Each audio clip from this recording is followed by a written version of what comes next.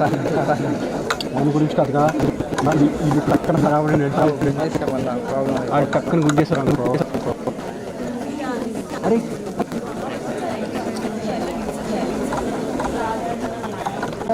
పట్టుకో ఒకసారి. నాకేస్తారు ఏమని అంతే ఉండండి రోజు ఇంతనే ఉండనా? ఓకేనా? ఉండాలి. కొంచెం జూమ్ అవుతుంది కదులుతారు చూద్దాం. ఇంకెలా స్క్రీన్ మళ్ళీ అనుకున్నా స్క్రీన్ మన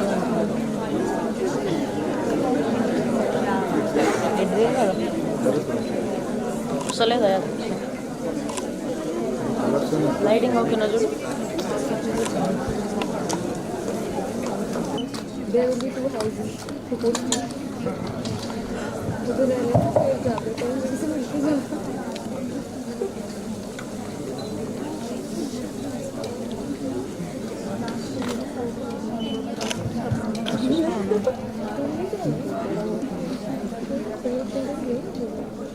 Ramesh Bhatt joining us live from Mumbai. Well, Dr. Justin Paul, Dean and campus directors joining us live streaming. Dr. Narayani Ramachandran, Bangalore, Dr. Pateshwar Rao, Hyderabad, Dr. Subhashish Bhattacharya, Navi Mumbai, Dr. Anshuman Jaiswal from Indore, our Associate Deans, Dr. Chandrama Sikher, Dr. Veena Vora, Dr. Mayank Joshipura, faculty colleagues, and very, very dear students. Good morning to all of you. I welcome all of you and you are the proud students joining the batch 2024-26. And congratulations on making it to the SBM MBA program at NMIMS University. Well, I think this calls for a big applause as you have achieved this grand success in your life.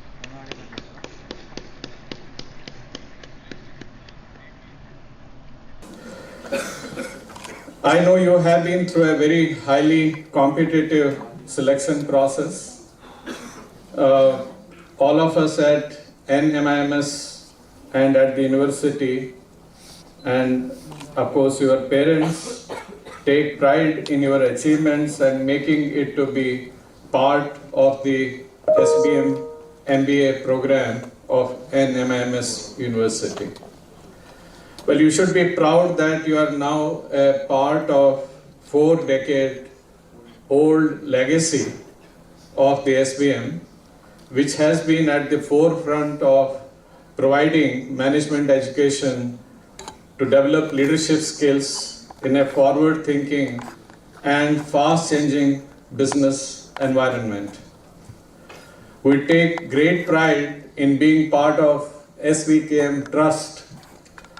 If you see the logo, it says SVKM's NMIMS University. So we are part of the SVKM Trust, which is our parent institution, renowned for its exceptional contribution to the higher education. The trust was started in 1931, and since then they have contributed in significant manner to the higher education in India, and NMIMS is the part of the trust. And this remarkable reputation and brand which we have created has been forged through the visionary leadership of our Honorable Chancellor, Shri Amrish Bhai Patel. Well, if you look at the SVKM, which stands for the Shri Vile Parle Kelwani Mandal, we need to really look at that, what this Kelwani stands for. Now, the Kelwani in the SVKM means to impart, develop, and nurture the students by focusing on their physical, intellectual, ethical, and philosophical approaches to life. The NMIMS logo, which you see, has some visual figures there, which really represents our university's vision, values, brand, and identity.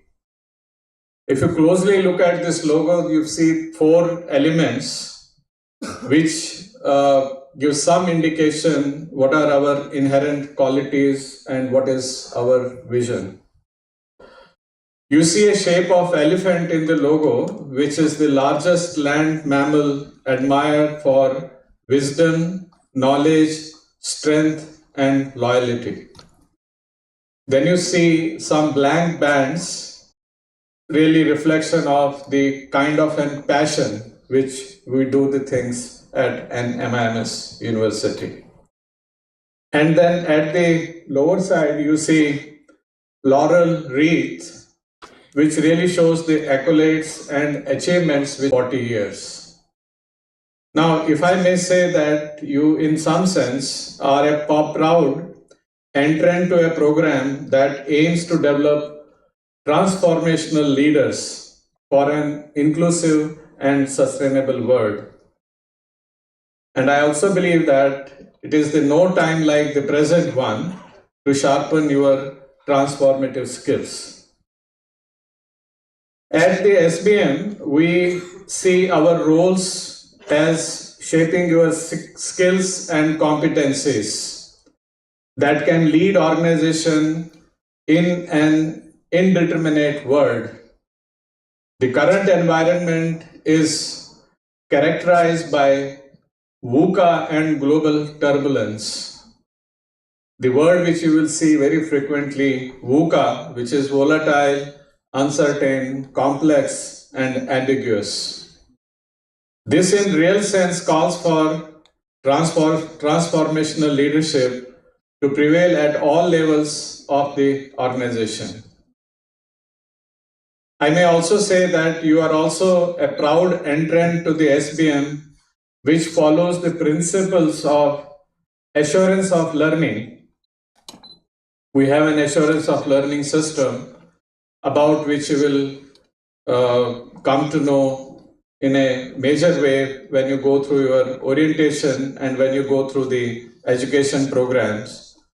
This assurance of learning represents the highest standards of achievement for business schools worldwide, making our school set itself apart, focus on a high level of quality, and which also gives us a lot of global recognition.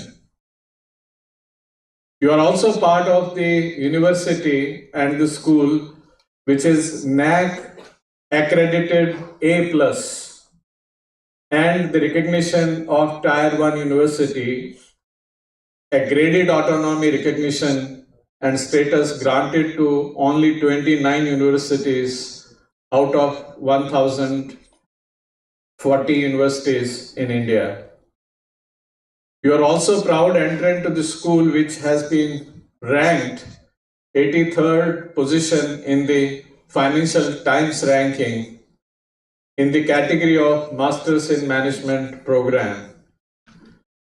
This is very significant for us, and it really indicates the kind of a learning experience of our alumni, because the ranking, FT ranking, is based on the recognition and the independent survey done with the alumni who passed 3 years back.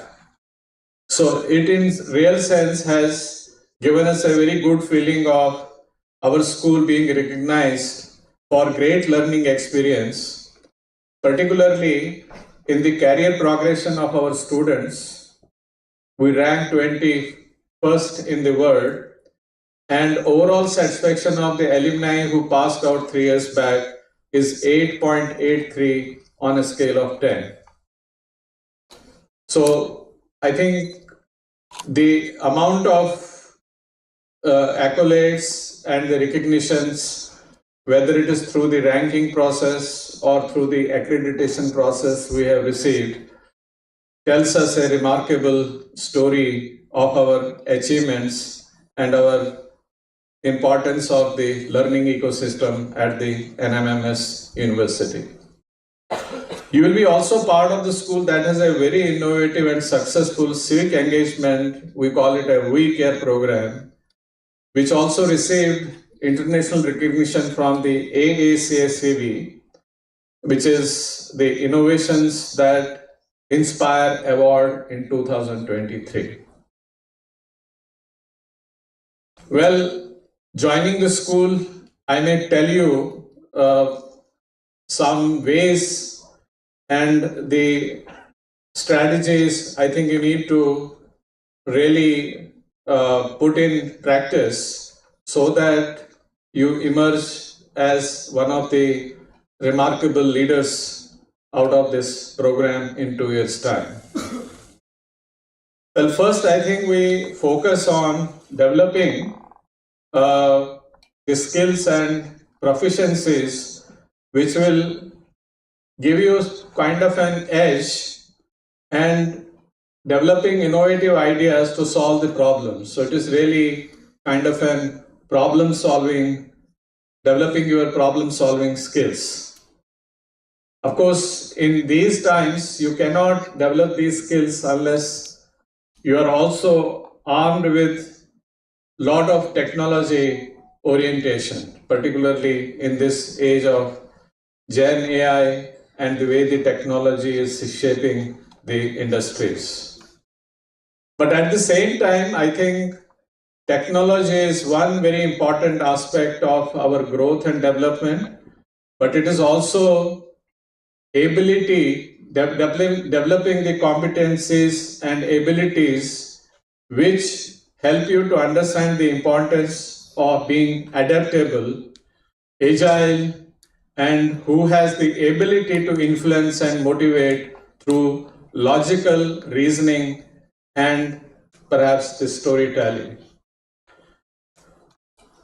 In some sense, this is a very tall order when you, I think, try to dissect these competencies.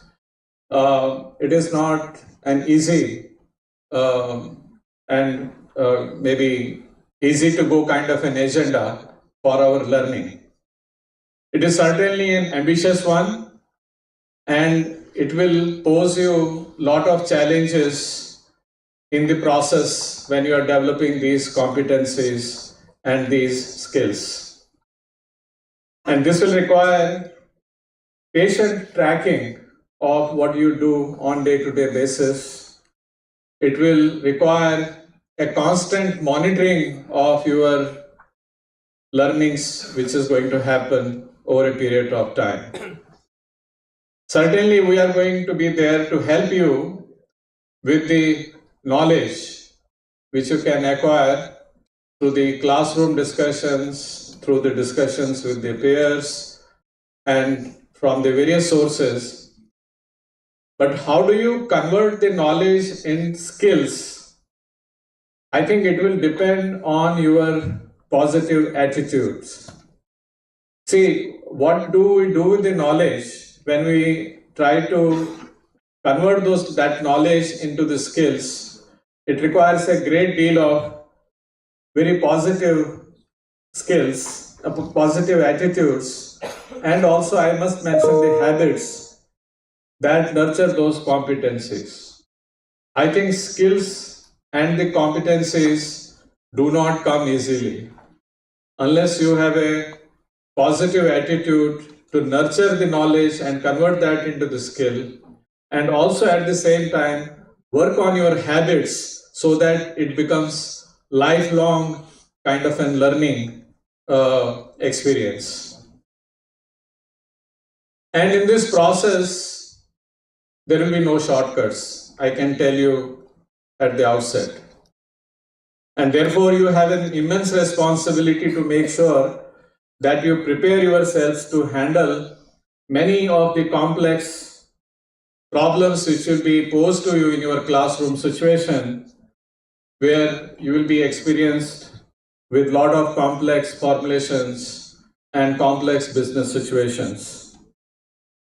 And then professors will push you to think how to move forward in terms of developing the strategies to handle the kind of an environment which we face today, that is the VUCA world. But you may ask the question, how do I do this? If this is a big, tall order, and if the Vice Chancellor of the university is telling me that this is not an easy process, how do I do it? Right?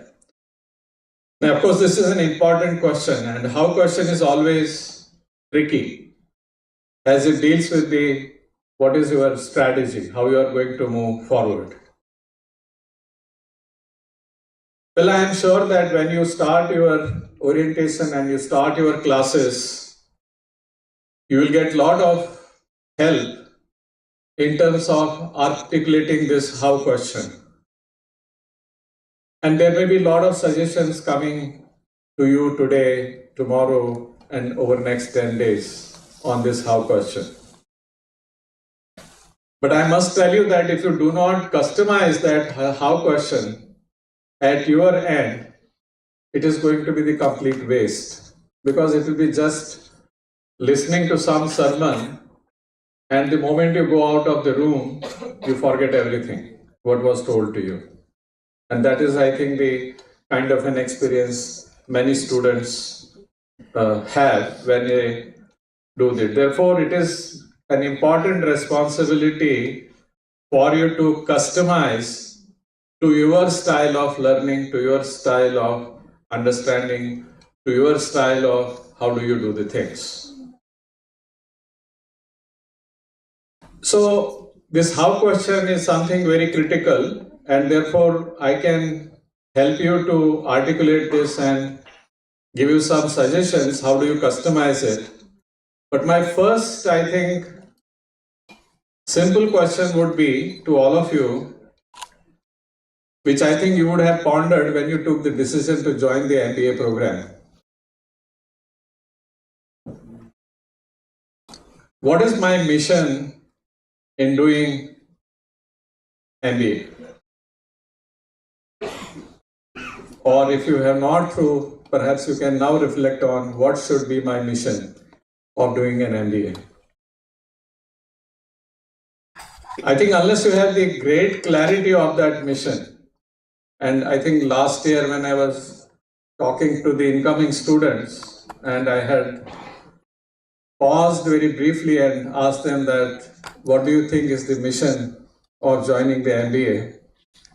And some hands came up, and one of the answers was that to get the placement. Now the question is that, is the placement my mission?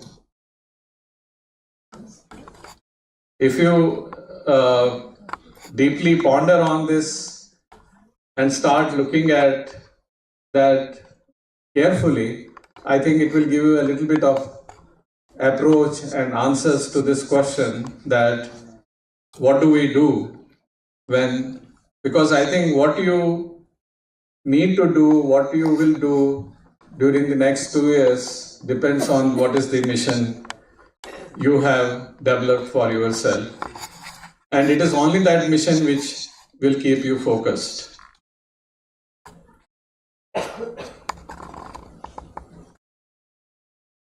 And I think when you, try to look at the mission, I can just give you some clue. You can, in the meanwhile, keep on thinking and keep on reflecting with yourself that what is my mission when I am doing the MBA. I can give you just some clues. Like the professions, first of all, you have to think that is the management a profession or not. Like medicine is a profession, architecture is a profession, accounting is a profession. So you need to think through that. What is the mission of some of the these programs or fields which I have just mentioned? Like, say, for example, to help you to develop and articulate your mission for doing MBA, if I say that if I go to, let us say, medical school and I just ask a student what is your mission, often you will get an answer that I want to create a healthy and healthier societies. That can be one of the articulations of the mission. And then obviously the student has to then articulate, how am I going to make sure that I'm going to create the healthier societies? What I need to do, what kind of skills, competencies I need to develop.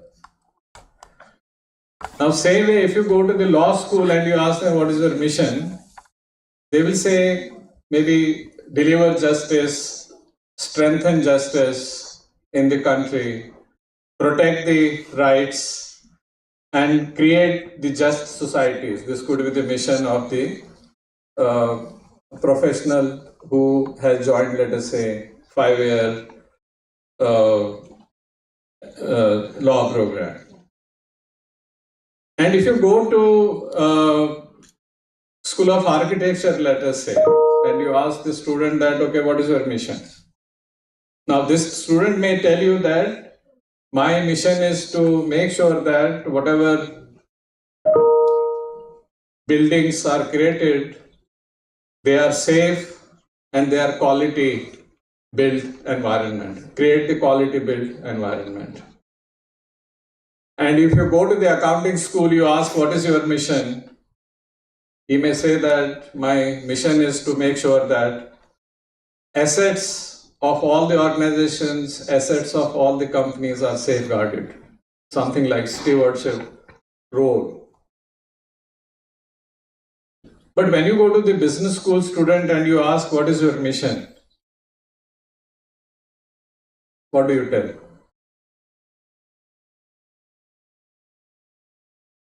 Because that will define that what you are supposed to do over the next 2 years. That will define how you will be prepared, and that will also create a benchmarks for you to see that am I really working towards that mission, what I have set for myself. It will also define how and in what areas you will be trained when you spend 2 years here. It will also define what will you be educated for. So think about it. Because that is, I think, going to be something very critical. What I'm going to tell you a little bit about this mission itself, that if I was a student of management sitting in your place, and if somebody asks me that what is your mission of doing the MBA program, like I asked this question to an accounting student, architecture student, law student, and student of medicine. So in management, you will be trained to create value. And it will be the kind of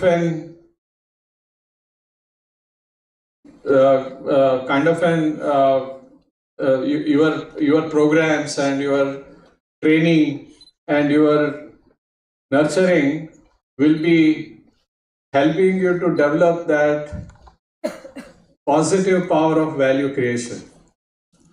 Now, what is this value creation? Which means that management as a profession is nothing but how do you bring the people and the resources together to perhaps look at the unfulfilled needs and create the structures, systems, processes which help meeting those needs of the society, right? Now, if you look at carefully that even putting up a structure in place is an act of value creation, because if you have not created a good structure in place, that how people will interact with each other in the organization, how will they take the decisions, who will report to whom, what will be the kind of an reporting framework and reporting structure. organization may not achieve that purpose for which it has been set.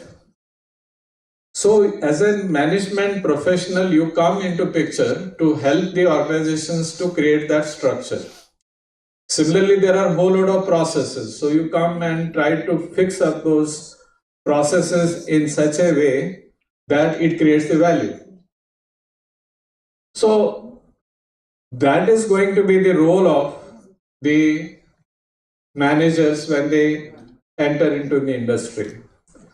So if that is the kind of a role which I am going to get, so what should be my mission? My mission when I am joining this program should be to gain lot of learning, understand lot of dynamics in the situations, interact with the people, take support and help of the technology, so that I am in position to develop and nurture the positive power of value creation, but with integrity. So that becomes the kind of a mission statement for me when I am in MBA program. And you are going to have the program and education and training towards every time creating the value. So whenever you are looking at some problem, you are looking some situation, try to figure out that in what manner if I solve this problem, it is going to create the value. I think that skill becomes something very critical, and it must be nurtured, it must be developed, and there is no shortcut in that process. It is a hard work for all of us. So in that process at this school, you will go through a series of exercises to examine a problem and find out how to fix it. You will be looking at a system that perhaps is not functioning well and you need to improve it. You will be forced also to look into the needs of the unfulfilled demand in a particular given situation. So the management is all about how do you bring the people together, and you bring those people along with the resources to create systems, to create processes, and create the structures, and find out the ways and channels that will create the value. So the value creation becomes the most important focus of all what we do. And in that process, as I mentioned, that companies, strategies, structures, systems, skills, people, culture, and shared values, they all come together to help you to create that value. So remember that mission is not the money. Money will always come if you understand deeply the people, processes, and technology. And I call it the PPT of management: people, processes, and technology. It is the decoding these important processes and particularly the behavior of the people that will lead to the maximum productivity, of course, using the technology. And that is this understanding and the decoding of these processes will make you an effective leader. But this will happen, this kind of a development of competency will happen only if you are open to learning. And in practice, I think this learning is something very difficult, and our SBM curriculum is precisely designed around this mission, and the curriculum will help you to navigate this journey which I just outlined. And the school is going to provide you a lot of opportunities to learn and equip you to handle varied challenges And how you play with this fusion and how do you train yourself in this process is something very important.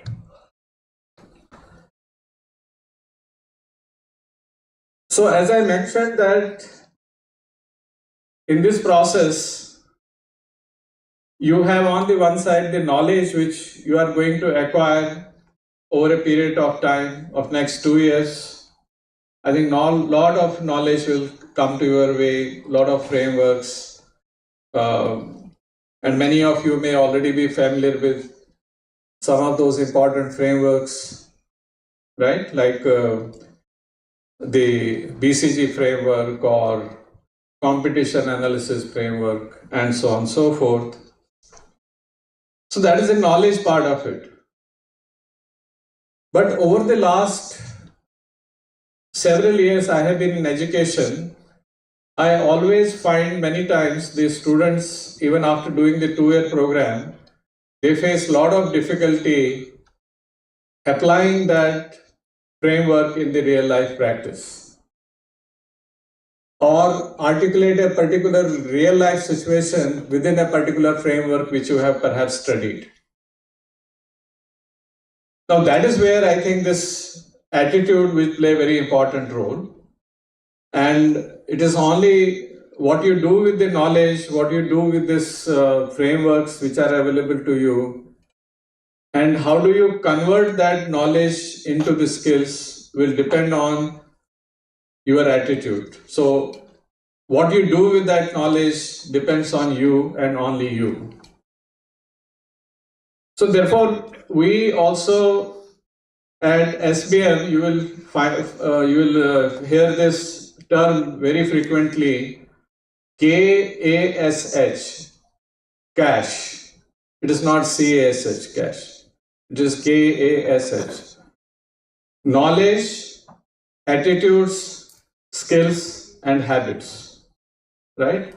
So you have to put the things together, and this in fact really works in some kind of a multiplicative manner, that cash multiplied by attitudes, multiplied by skills, multiplied by habits gives you the effectiveness with which you can create the value. So your value creation effectiveness is really dependent on how do you create a good mix of cash. And if any one of them is zero, then you know that the outcome is going to be zero. I will not get into the details of this, what is skills, what are attitudes, or what are habits. But I think I will just underline two very important points, which in my experience are very critical. One is the determination, what you try to do with lot of determination, it has to be done. And second, I would like to emphasize that whatever you do, whatever you pursue, it has to be done with lot of rigor in your approach. You cannot just remain at the surface level. I think you have to bring lot of rigor, lot of depth in whatever you are going to do.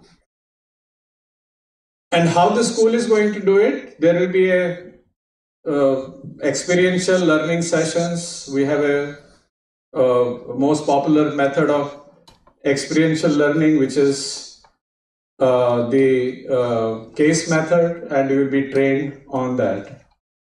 And I'm sure that SBM faculty will ensure that when you are in the program, you understand the dynamics, how the things work, and how to create excellence, how to create value, and also how to be socially and ethically responsible, whatever you are doing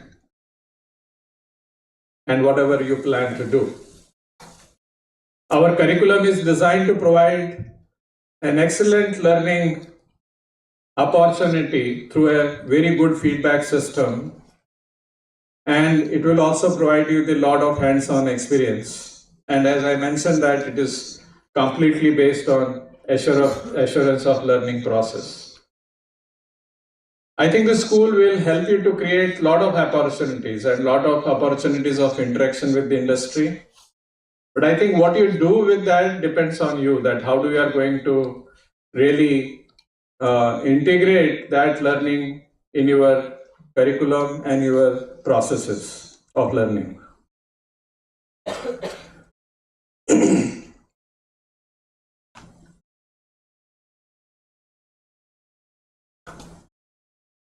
Well, I would just like to, having emphasized this, the mission of what you try to do, it is focus on the value creation with integrity, and then focusing on the 4 important aspects of this learning process: cash, which is knowledge, attitudes, skills, and habits.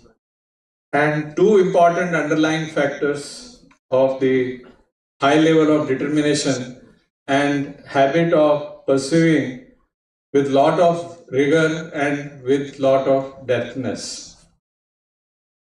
Now, we also see the emergence of the technology, particularly Gen AI. And I think in several initiatives which were started in the Gen AI domain in the past few years are coming to fructification at a very great speed. And we have now ChatGPT 4.0, moving towards the ChatGPT 5. At the same time, we have a whole lot of providers who are helping us to give the Gen AI portals and the tools which will help us to reason, solve problems, think, comprehend complete ideas. If we want to learn something quickly, we can learn, particularly on knowledge side. I think these are very significant changes what are happening, and as you also might have seen and also would have experienced, that there is going to be significant impact of all these changes on the businesses. Well, I think we are very positive about the Gen AI tools, but I would just put up a word of caution. I think it is very important to understand that these tools are still in a very primitive stages, and therefore we need to be cautious in terms of using them and adopting them without careful scrutiny and without critical analysis. So therefore, at this stage, I will just make one important statement that we believe, and NIMS promotes the responsible and ethical use of the Gen AI technologies. What are these ethical ways and what are the responsible ways of using these technologies? I think pay attention to whenever your courses will start. The professors in the program will tell you that what is acceptable in that course about the use of the Gen AI. But I must also caution you that as we also have gained some experience in terms of using these technologies, and there is a lot of debate and discussion happening across the world, and the concept of the co-intelligence, which is, I think, getting established, that we have to work with the machines. I think you cannot delegate everything to the machines. I think that is where I think you have as a student to be cautious, that not to delegate something 100% to the Gen AI tools, but make sure that you are using the intelligence of the machines along with your intelligence to create something. And I think in this process, never forget that the people in the technology are going to play a very critical role, right? It is the people and the machines which are going to create the kind of an fusion which I think will help us to move forward. But if we start delegating, like as a student, if I start delegating everything to the ChatGPT, tell the ChatGPT to write this report, to analyze this financial statement, to prepare this PowerPoint presentation, I think you will never be in position to develop your competencies and skills because you have already delegated everything to the machines, which is possible. But I think it is very important that I think you adopt the route of co-creation, co-intelligence, and work with the machines to get the feedback what you are getting, which I think in the classes when you discuss, professors will give you a lot of feedback on whether you are doing this thing right or not, or you are creating this important, is it correct or not. And the way I think the feedback is received, we need to use these technologies in this manner. I'm also reminded of a very interesting scene in the movie called Top Gun Maverick, which was recently released. I think many of you would have seen this Top Gun Maverick.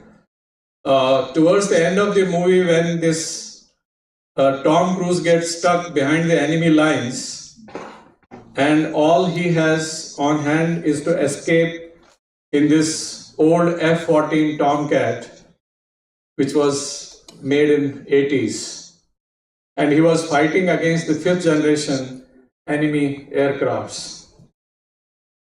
And I think Maverick just told himself and to his colleague who was sitting there that I think against this 5th generation enemy aircrafts, I think we are finished. But the co-pilot who was sitting with him told Maverick, in fact reminded him that pilots make all the differences even in inferior machines. And the sentence which he said that, Maverick, it is not the plane, it is the pilot. And then with the same machine, I think the extraordinary effort which he made and delivered one heck of action-packed counterattack to those enemies and successfully came out of that enemy lines. So I think always remember that when it comes to the use of the technology, be that pilot always and be that Maverick always, because it is the person who is using that, he makes the lot of difference.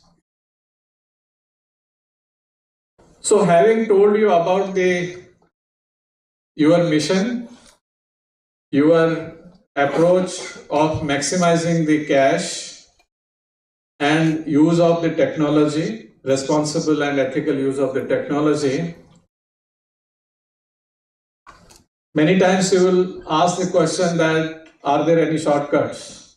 And I think right the day you will start, you will find yourself in the grill and then you start looking at the shortcuts. And is there any hack you can make your way out, but at the same time come out with this positive power of value creation?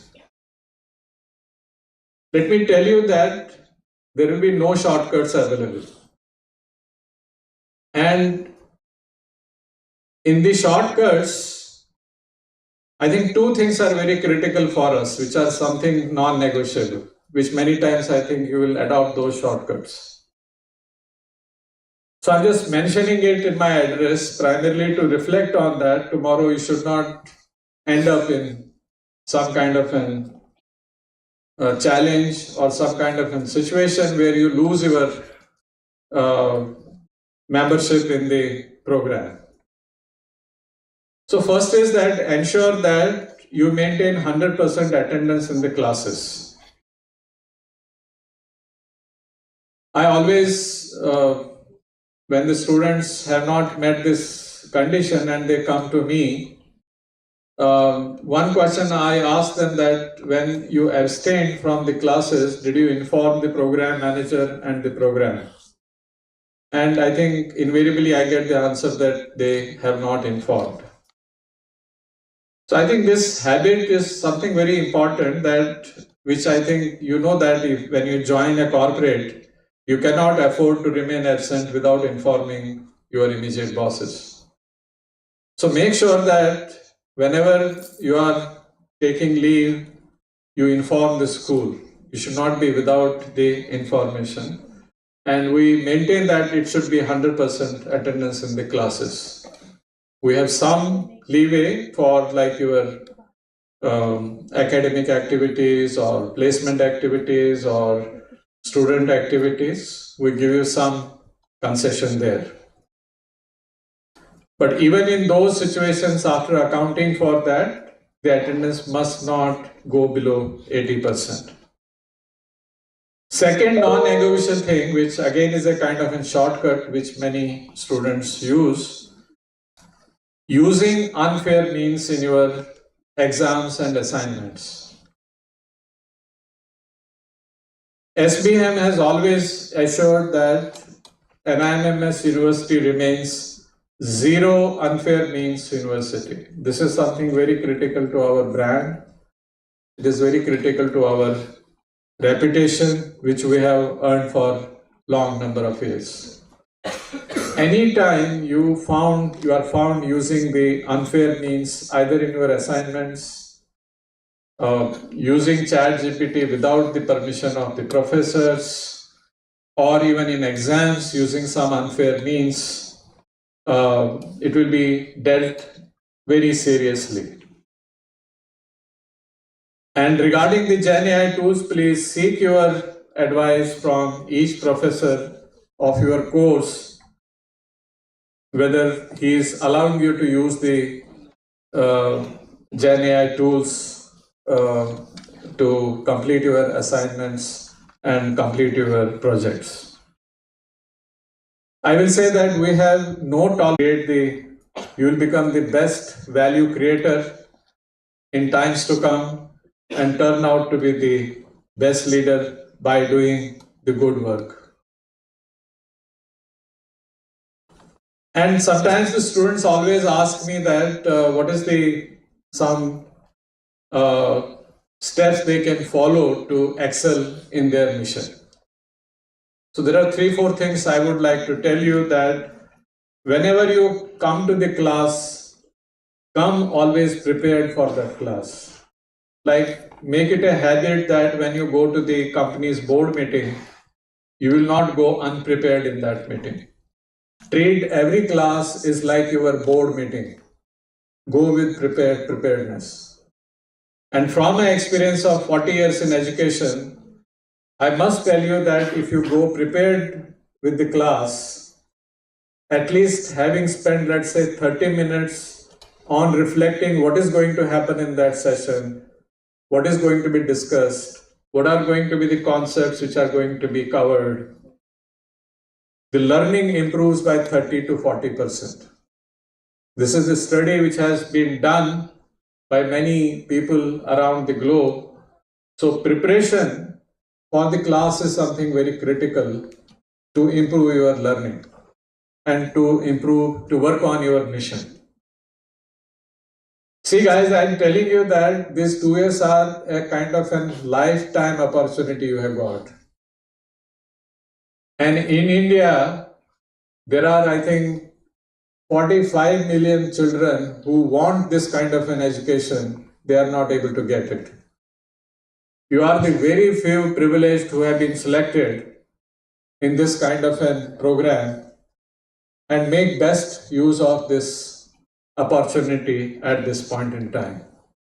So make sure that treat every class when you go like you are going and attending the board meeting of your company, where you are a board of director, and you will not dare to go to the board meeting without preparation. Make sure that whenever you go to the class, you go with the preparation. That is something must for you. Second way to strengthen your learning is that work in teams and groups. I think when you work in the teams and groups, it helps you not only to improve the interpersonal communication.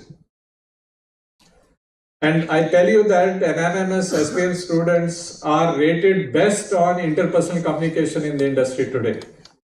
Whenever I go and talk to the recruiters and visit the companies, they tell me the most important quality of the student is the interpersonal communication. So make use of this opportunity, working in the groups, working in the teams, because the teams help you to get more creative. Because when you hear the ideas from the team members, and then you start wondering that why this idea did not come to my mind. And that's how is that the creativity starts happening. Then you start thinking that I must also come up with some new ideas. Treat this group work, teamwork in a very positive manner, that one, you are going to improve your interpersonal skills because these are the opportunities we create for you.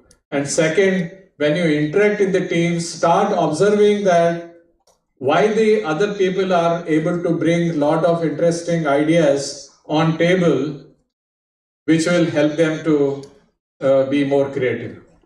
So that is, I think, the second point. Third is every time, whatever you do, reflect on what you are doing. Of course, one skill which I ask everyone at the end of the first term, when they complete their first term, the skill they have learned, they will tell me that they have learned the time management skill. But master it and understand what time management means. And I think in the process also try to develop the habit of becoming the self-directed learner. And of course, keep all the distractions, mobile phones, Netflix, net away from you unless you are using it for your education purpose. I think during the foundation program, the schools will help you to navigate through these various strategies and how to do it. So pay attention and try to understand the final points of it so that it helps you. So at the end, I will just say that welcome to the world of SBM, the bliss of learning, the paradise of cash, and nurturing the positive power of value creation with integrity.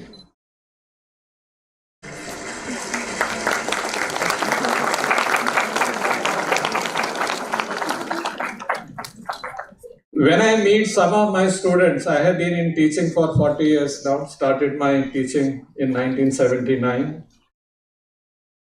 When I meet my students who have graduated 20-25 years back, and I often ask them the question, if they have not become the CEOs or they are not on the board, I ask them this question, that how come you are still vice president or president or general manager and you have not become the CEOs? And some of the reply which I receive, sir, the life works in its own mysteries and regrets.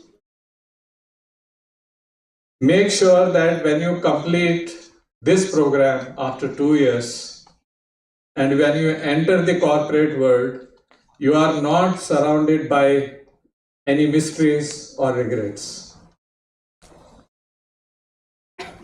Make note of it. See, many students after 2 years, they will regret a lot of things. But make sure that you plan your journey, learning journey in such a way that you will never have any regrets after the 2 years, but all the successful achievements. And when you leave after 2 years, make sure that you leave with lasting bonds, relationships with your professors and with your class fellows. They are going to be your best buddies throughout your life in future.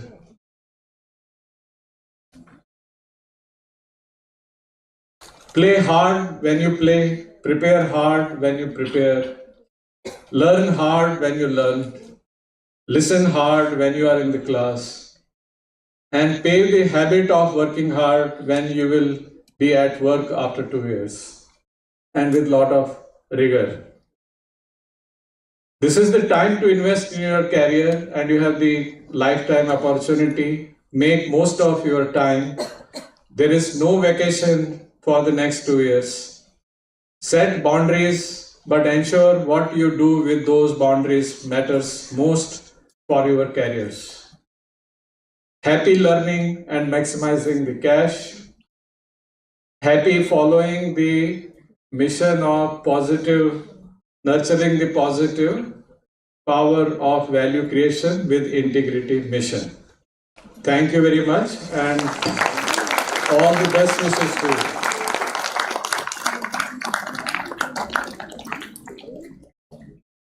Thank you, Dr. Bhatt, for welcoming our students with such an insightful address and interesting anecdotes, including from popular cinema.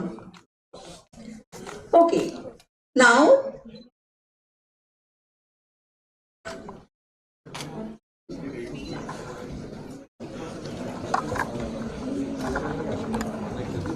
Thank you, Dr. Ramesh Bhatt, for your inspiring and encouraging words. Dear students, please remain seated. Please remain seated where you are, and we'll have our inauguration started as soon as our guest arrives.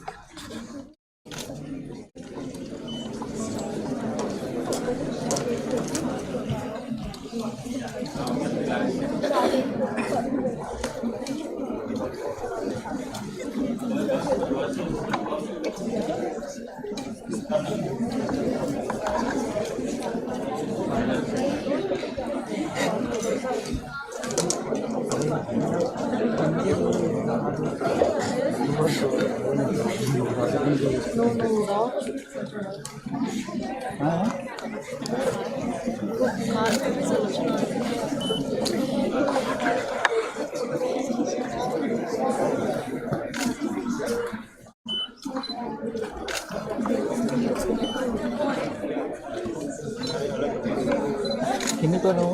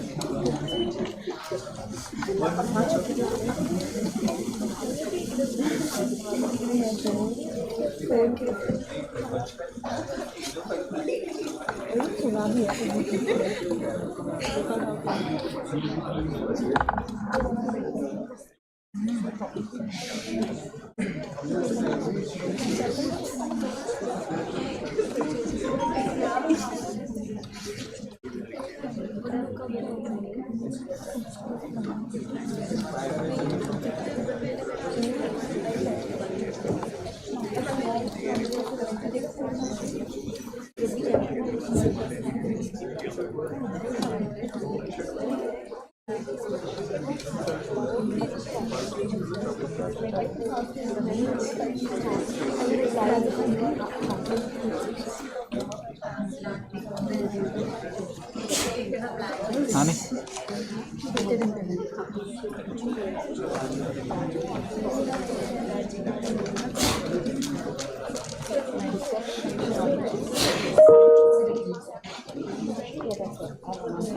I understand.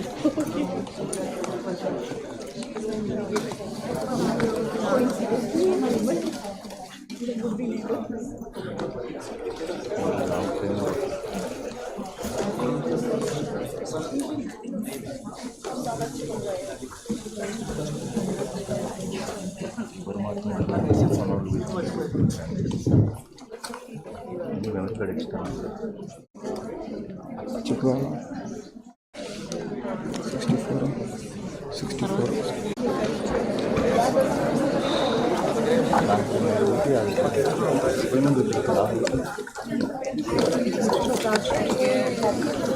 అంతే అంతే అంతే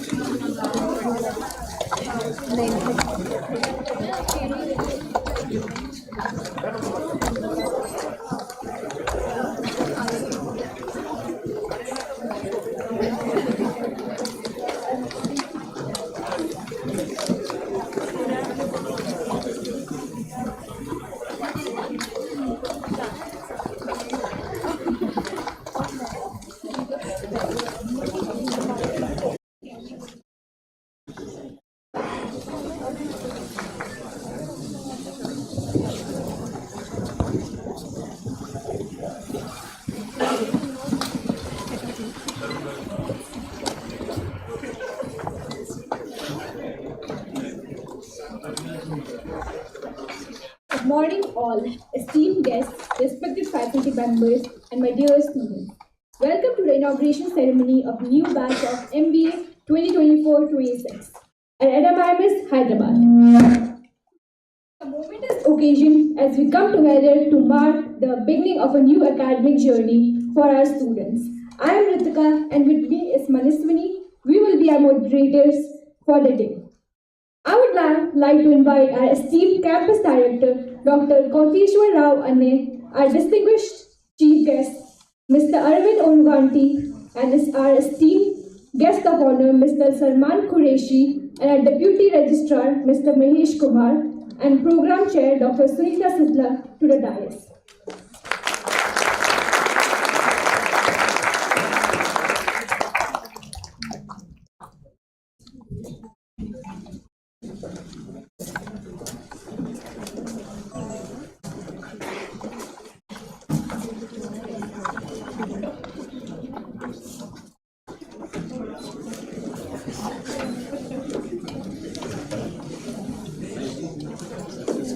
As a token of our appreciation, I request Director Dr. Koteshwar Rao to present a bouquet to our chief guest, Mr. Aravind Onuganti.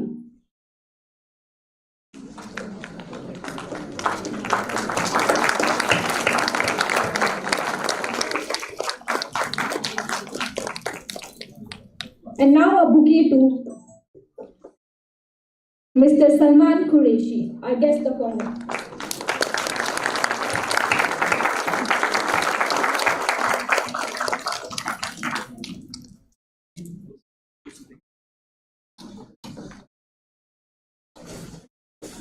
Now I request our director sir to present a token of appreciation to our esteemed guests. We are honored to have with us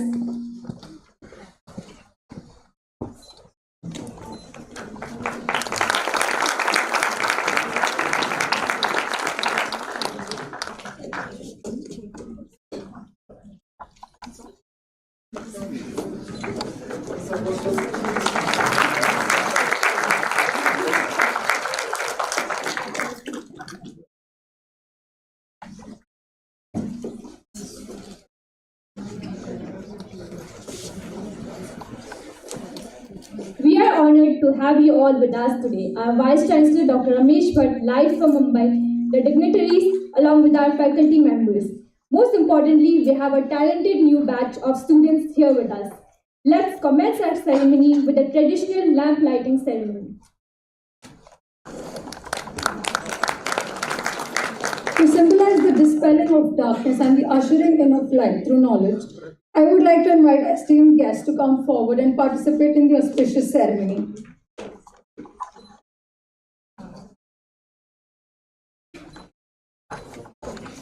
As they light the lamp, let us reflect on the significance of this moment, the light of wisdom and the learning that NMIMS Hyderabad stands for, illuminating the path for our new students. Students are requested all to please stand.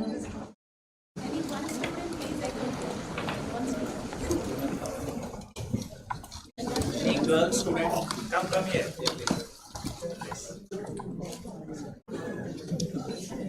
Yeah. Yes.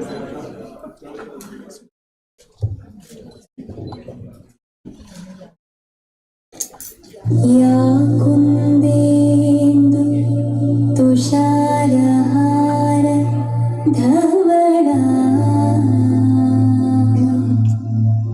या शुभ्रवस्त्रान्विता या वीणां वरदण्डमण्डितकरा या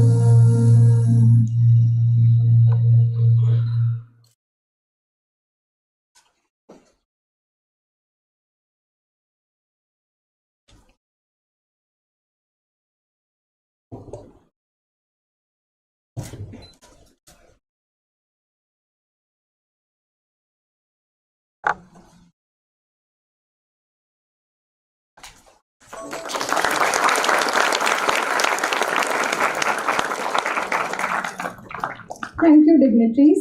May the light of this lamp guide our new students on their journey to excellence.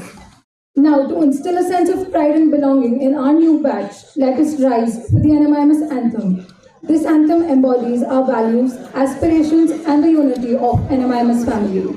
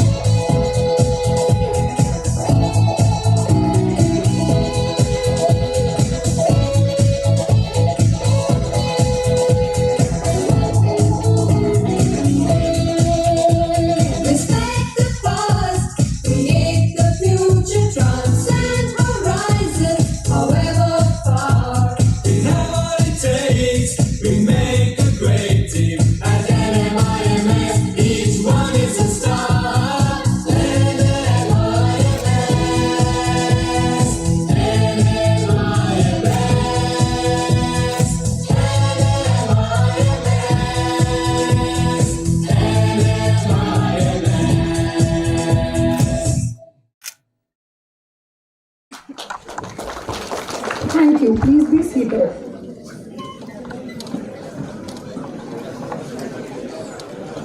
Now, it is my honor to introduce to you Dr. Kodeshwara Anne, the Campus Director of NMIMS Hyderabad. Dr. Anne is a visionary leader with an extensive experience in academic administration and a remarkable track record in higher education. He previously served as the Director of Academics at Kalasalingam Academy of Research and Higher Education and held significant roles at Welltech Dr. RR and Dr. SR Technical University and VR Siddhartha Engineering College. His international experience includes research positions at University Hannover, Germany and the University of Klagenfurt, Austria, where he earned his PhD in Information Technology. A key contributor to the National Board of Accreditation, Dr. Anne played a vital role in its membership in the Washington Accord, enhancing accreditation standards across India. He is also actively involved in the CDIO and problem-based learning communities. Dr. Anne's dedication to academic excellence and innovative teaching methodology makes him an invaluable asset to NMIMS Hyderabad. Please join me in welcoming Dr. Koteshwara Anne, the campus director, to deliver the welcome address.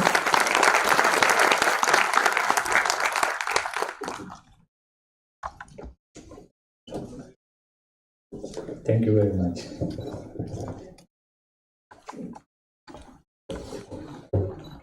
Good morning. A warm welcome to all of you to NMIMS Hyderabad campus. We are quite happy and pleased that you all joined us as a choice to come to our campus. I have seen some testimonials after getting admissions in LinkedIn, in other social media. That puts us more responsible. I assure you on behalf of all of my faculty colleagues, your senior students here, that we will live up to your expectations and with the dreams, with what dreams you joined here will be fulfilled. At NMIMS, our mission is for transformational leadership of the students through their skills, creative skills, analytical skills, their entrepreneurial skills, so that you are very relevant in our society. We strongly believe here education is the manifestation of the perfection which is already existing in you.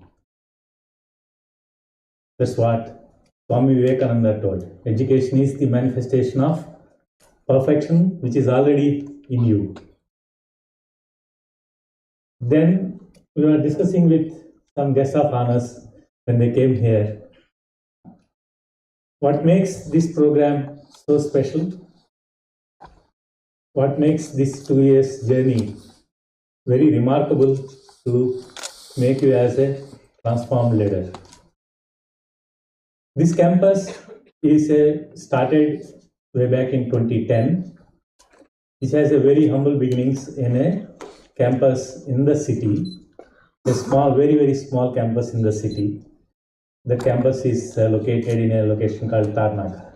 In 2010, we started there to offer MBA full-time programs and also executive programs. Later, in 2018, we shifted to this Greenfield campus. This Greenfield campus is located in a special economic zone, so created by the government for pharmaceutical industry initially. Of course, majority of the industry are pharmaceutical industry. So we are in that special economic zone. This campus got a lot of amenities inside the campus. Among NMIMS fraternity, this is the largest campus, where we have the classrooms and hostels, playgrounds, all within inside. So when I said education is the manifestation of perfection, which is already in you, now what is there for you is to leverage to leverage the infrastructure facilities of this campus, to leverage the sports facilities of this campus, more importantly, to leverage the residential nature of this campus. Otherwise, this 2-year, 6 trimesters program is very, very hectic. I am sure you all will feel from today itself, oh, it is too hectic. In this, if you are able to leverage the campus, residential campus features of this campus, then I am sure you are the best transformed leaders. Our programs, especially our MBA program, is AACSB accredited. That shows the program quality, the course relevance, and how often we update our courses. I am sure all of you might have listened to our Vice Chancellor today in the morning. So I guess I could not listen to the speech because I was with the guest. But I do expect, I'm sure our Vice Chancellor might have informed you how strong we are or how we are envisaging to use GenAI in our programs and how we are trying to assure the quality across the campuses. In delivering the courses. So we have a very good multi-campus coordination committees which handle that, and that assures the quality across NMMS campuses is same. Not only in that, in all other processes that we have, we make sure that we are ensuring and giving the best to the student. And our campus is, of course, the entire NMMS group is known for student-centered education. Students are involved not just in the classroom activities, but in managing the classroom, beyond the classroom, and co-curricular and extracurricular. I was sharing with the guests and they were so surprised. Normally, we expect some kind of professors or placement team or somebody to take care of us. But we are so surprised that your students are doing the job here and they are doing the best. One student was telling, he's the best salesman I have ever seen. So that shows in all our committees, we have around 7 to 8 committees, we have around some clubs where the students manage and students lead those clubs. These things will give you the holistic skills. It is not just for teaching in the class, but we want to involve the students in day-to-day activities of running the program and making sure that we are delivering. And we have a lot of transparency in managing the things. We have school-level student councils, and this year we are planning to establish campus student council with the representation from all the schools so that we manage the campus more effectively, more to the expectations of the students. I must be honest to tell you, even though we have a lot of transparency with the students involving in all the activities, we are also duty bound to make sure that you are learning in the campus. Basically, you are primarily coming for that. So definitely these student councils together with our administration will make sure we are talking to each other, trying to have best possible things in a smooth way for both sides so that you finish your very hectic 6th trimester program and be in a flying colors.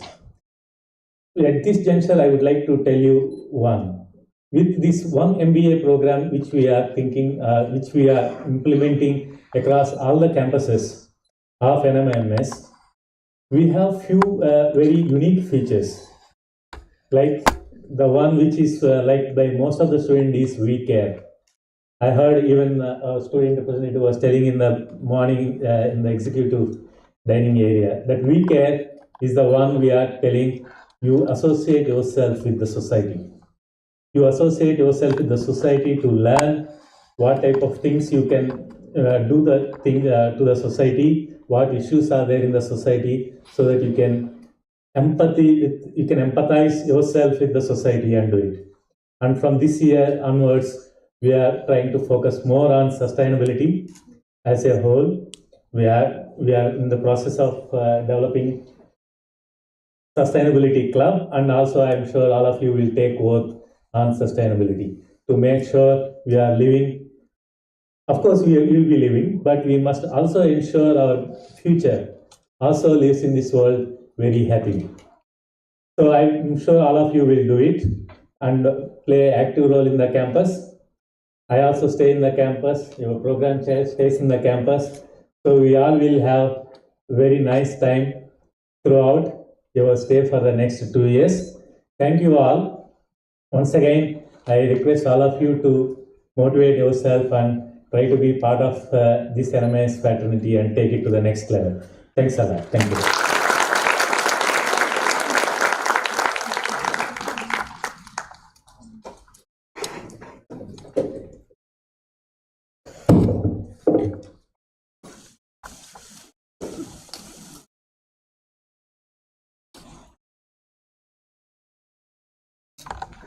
Thank you, Dr. Rao, for the warm welcome. It is an honor and privilege to introduce our esteemed chief guest for today, Mr. Aravind Oruganti. Mr. Oruganti is a distinguished leader in the field of blockchain technology with an impressive academic background that includes an MBA from Liverpool Business School, an executive education in blockchain technologies, and solutions from IIT Hyderabad. With over 12 years of experience in the industry, Mr. Oruganti has established himself as a seasoned blockchain leader, bringing a diverse skill set to his roles as Global Vice President, Product Leader, Blockchain Solution Architect, and Blockchain Corporate Trainer. He has successfully led production-grade enterprise blockchain projects and products across more than 10 industry verticals. His dedication to the field extends to educating others, having conducted blockchain training sessions for over 3,500 product leaders, working professional educators and undergraduates in multiple countries, including the United States, United Kingdom, Dubai, India, and Singapore. In recognition of his significant contribution and influence in the industry, Mr. Oruganti was named one of the top 50 blockchain influencers in India for 2022. Please join me in welcoming Mr. Aravind Oruganti to share his wisdom and insights with us.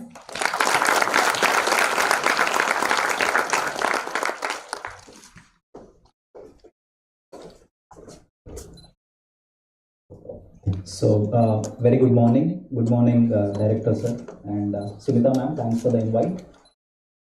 So, first of all, congratulations to all of you for your, for being or choosing business or MBA as a profession, and also getting admitted to the finest B school in the country.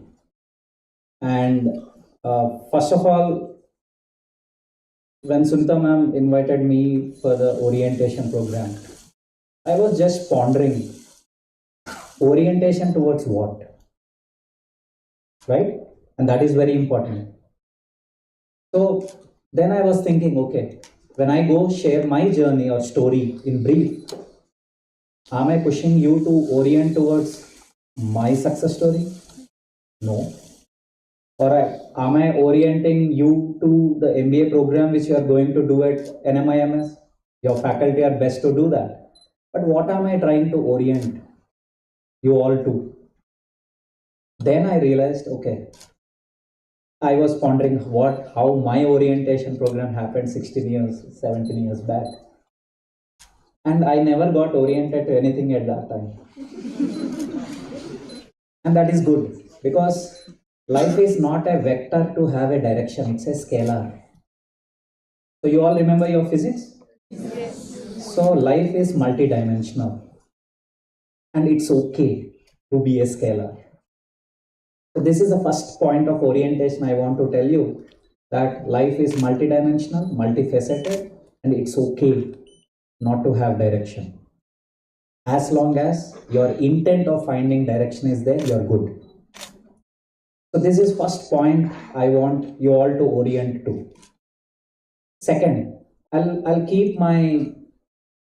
I share my story, I'm only giving you pointers which are relevant to you, so that you orient all my learnings or journey to find your purpose of life, or your purpose of getting into a profession, or your purpose of learning.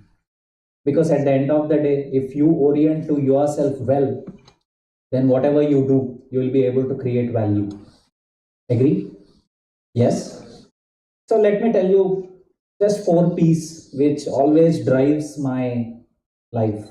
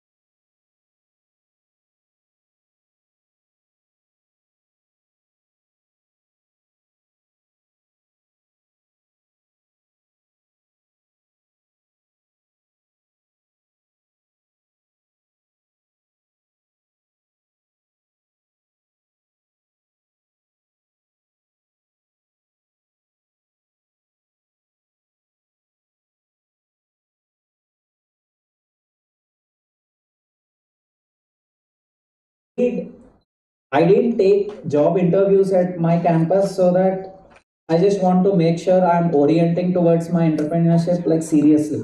Because if I have options, then am I not really giving serious intent towards doing that? But again, I'm not saying like you all should do that, okay?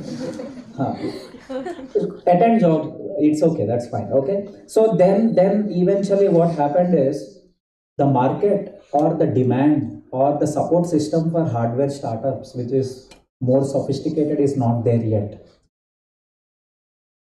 So then internal orientation didn't work well for me.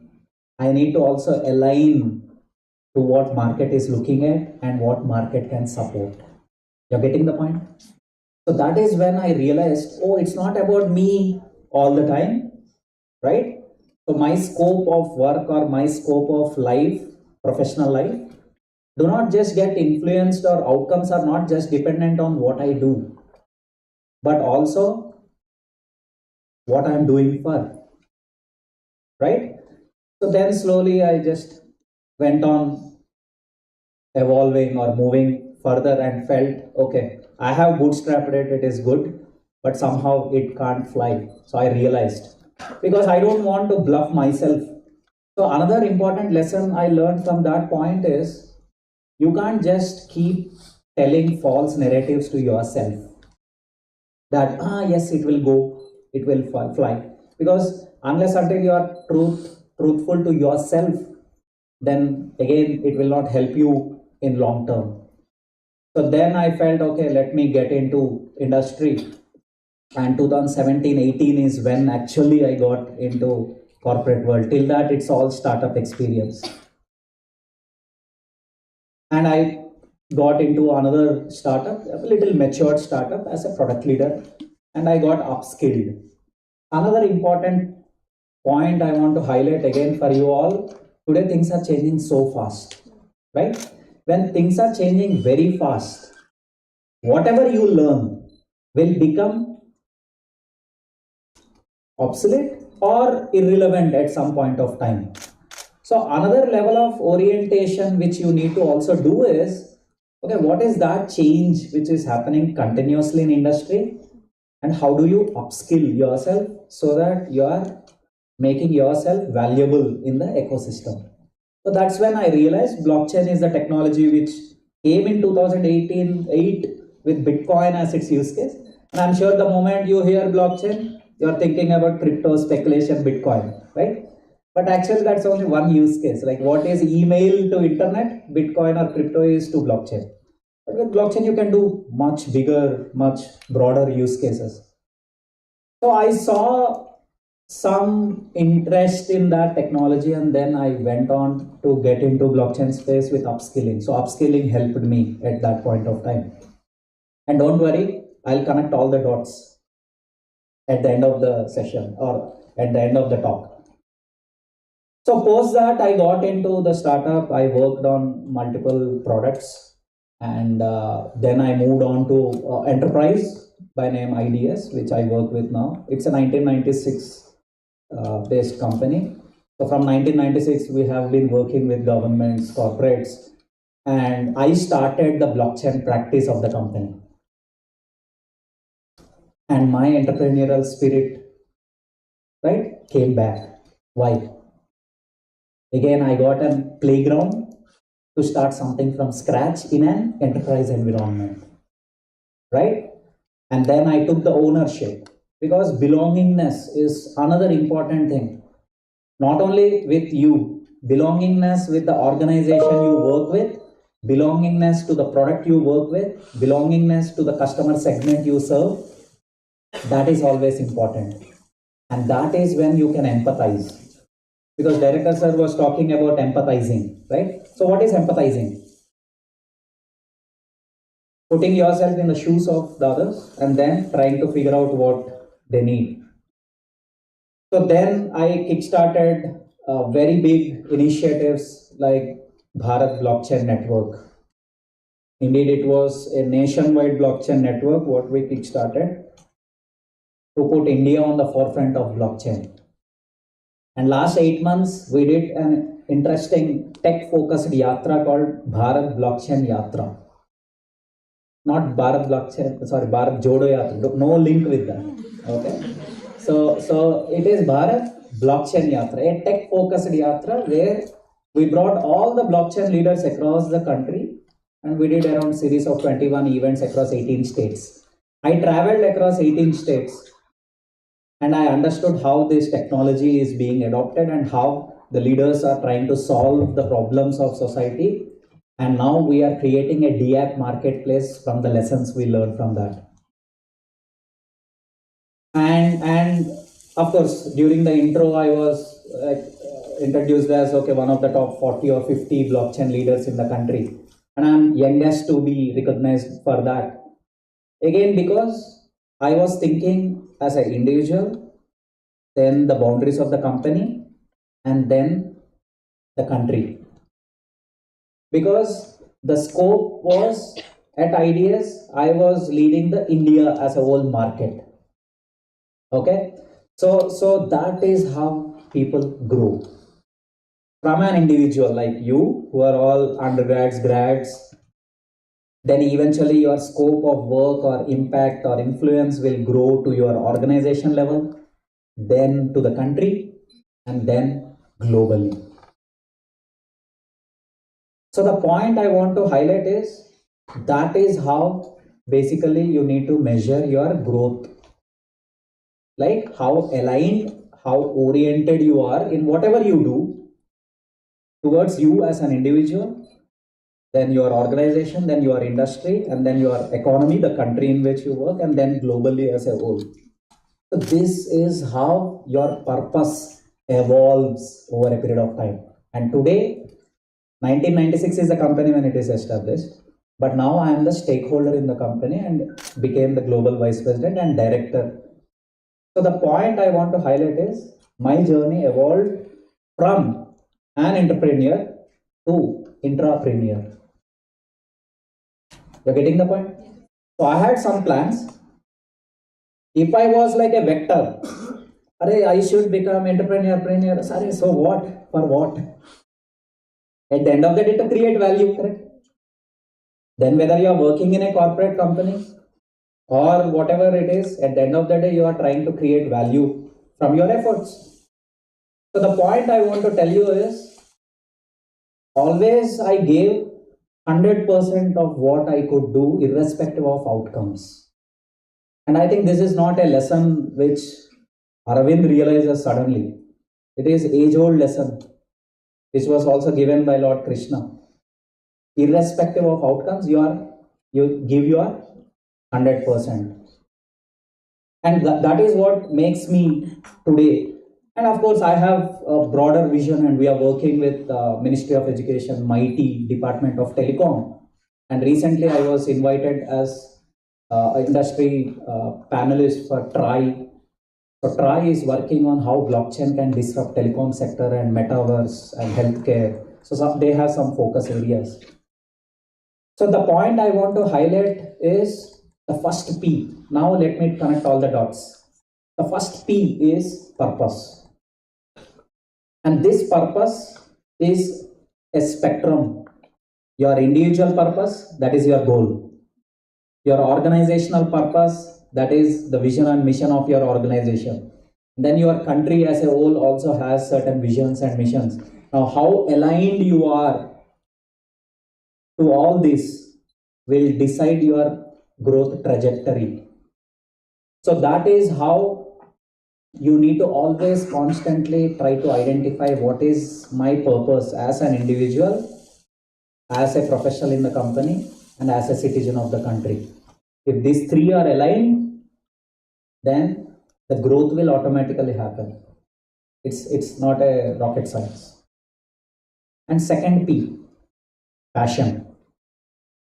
Obviously, everyone has something which drives them on a continual basis. But mere passion will not help you. Now, I have passion for singing. I didn't become a singer. Why? My purpose of life was different. As an engineer, I was always thinking, okay, how can I bring the fruits of technology to common man? Because I used to believe that, or what drives me as an individual was, if we can create a tech which can bring smile on the common man's face by using that, then you're good. So if my purpose and passion aligns again, orients both, then what happens up? The third P opens up. What is that? Your potential, your capabilities.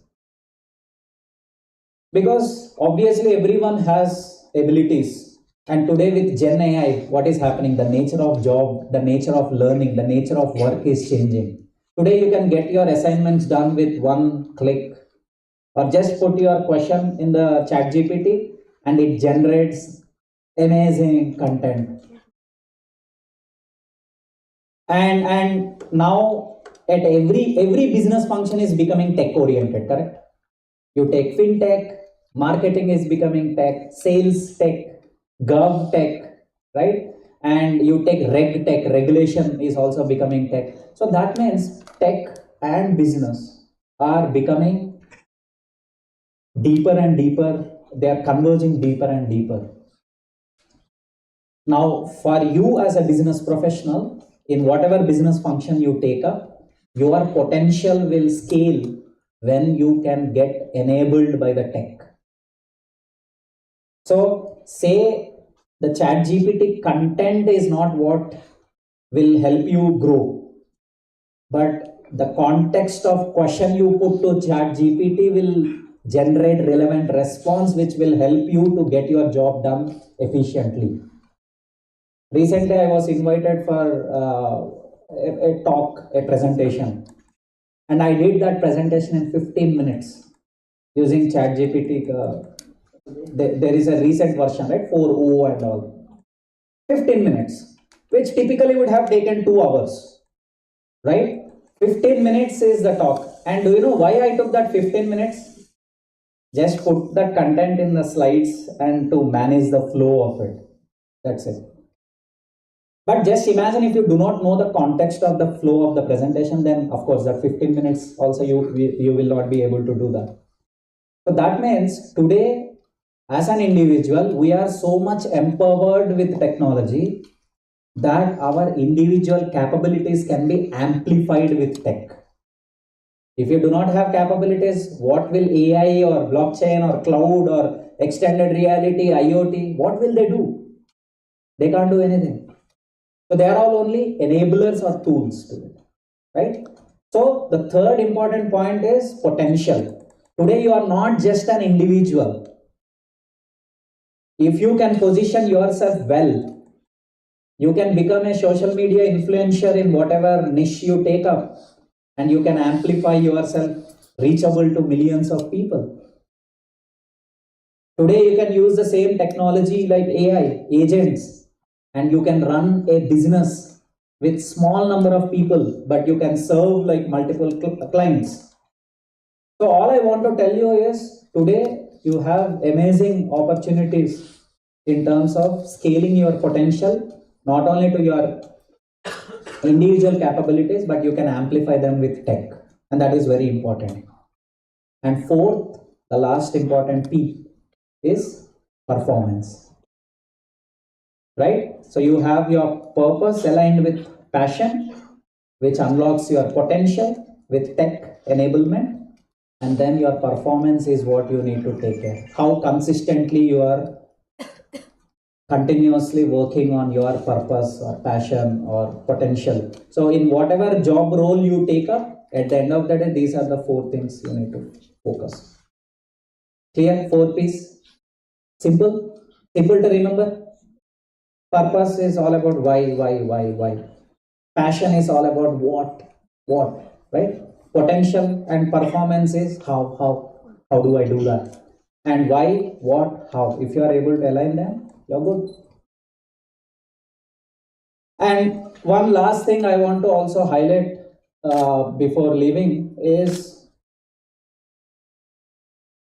we are entering into an era where whatever you learn, you will be constantly learning. So that means you will not be absorbed by industry based on how much you learned in past. Please understand this, very important. I don't care how much you learned, because 1 year or 2 years it will become irrelevant somehow, whatever it is. Basics may still be same, but the approach may be same, but things may become irrelevant. So in that context, learnability is what you need to focus on. That is the ability of learning to learn. So learn to learn so that you can quickly learn and then become relevant on a continual basis. And last but not the least, everyone started with zero. Everyone. That means whatever job you take up, if you don't know, turn that fear of failure, that fear of unknown into curiosity to explore, to try. And I'm sure if you are able to do that, you'll be successful. And I think that is what I did. And I'm just sharing that pointer to you so that you will orient to yourself and to your goals, to your vision, or to your life at the end of the day. Because before a professional, we are a person, right? So your individual goals and professional goals should be aligned to your organizational goals and to your companies, to your country's goals at the end of the day. Okay, so connect all these dots. You'll be successful in whatever you do. Okay, so all the very best, all the best and the best wishes to your program. And I'm confident that, because I can see all fresh faces buzzing with energies. So what you have is a energy which is not yet influenced by this is not possible, this is possible, or this doesn't work. So you do not have that influences now. And that scalar of your life, right? What is the perfect scalar?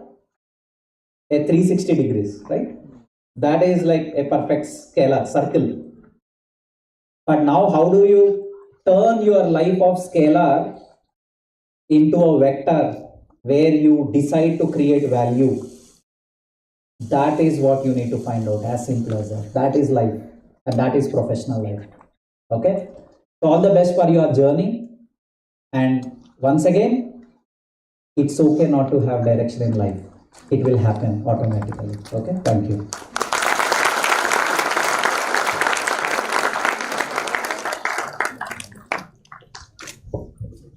Thank you, Mr. Urugandi, for addressing us with your enlightenment, knowledge, and wisdom. Now, it is with great pleasure that I introduce to you our guest of honor for today, Mr. Salman Qureshi.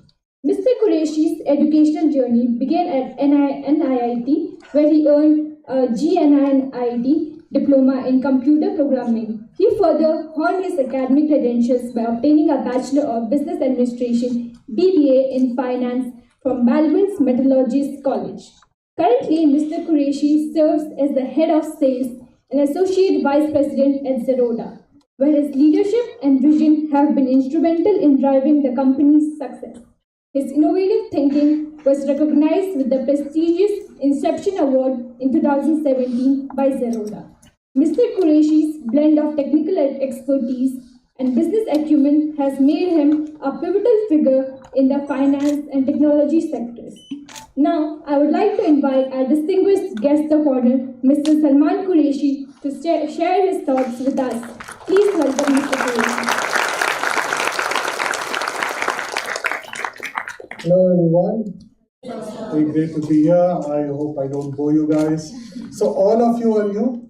Yes. All right, awesome. So thanks for the introduction. I really didn't get a chance to do a fancy MBA like you guys. While coming to the campus, I was so in awe of the campus and the facilities you guys have. And I think it's something that'll help groom you for the time ahead, right? Especially if you're looking to make your mark in the corporate world. There are multiple ways to find your purpose, as Sir was saying, and there are multiple ways to success. I didn't come from a good MBA school, right? In fact, it was a very ordinary school which I came from, to be honest. But one thing leads to another, right? One small incremental good decision at a time can compound and can get you somewhere, which is unimaginable to you now, right? So all I can relate right now is pretty much my story, and maybe there are a few things you can pick up yourself, right? But other than that, I don't think I'm fit to give you guys any kind of advice. So the initial chapter of my life, I think, is the typical follower, right? I had an elder brother who was studying IT. He was working in a company in Switzerland, and someone at that time, I thought, that's the path for me to go, right? I could see that he was moderately successful. He was abroad, and to my mind, I was not a very aware person, so that's all that mattered, and I just followed him, right? I did my GNIT course. I did all kind of Java certifications, etc. Landed a job in Luxembourg as an analyst programmer and started working there, right? And as soon as I achieved my dream, I realized that I was not actually enjoying it too much, right? Especially in Luxembourg, it's like a very European country where people don't even speak English much. So people either speak Luxembourgish or German or French. So you're already like a fish out of water, right? And just typing code all day and looking at my project manager, I just felt like I didn't want to be him 5 years from now, right? And I was thinking, what else can I do? As Sir was saying, your purpose keeps evolving, right? It's, especially when you're younger, you're basically exploring, right? So funny enough, I remember watching this movie called Pursuit of Happiness. Has anyone seen Pursuit of Happiness? Right. So it's the movie stars Will Smith. He's, I think, a sales guy who's failing financially, and one fine day he sees some stockbrokers and who are quite well off and rich. They look rich, so he asks them, "Hey, what do you do for a living?" And the guy says, "I'm a stockbroker," right?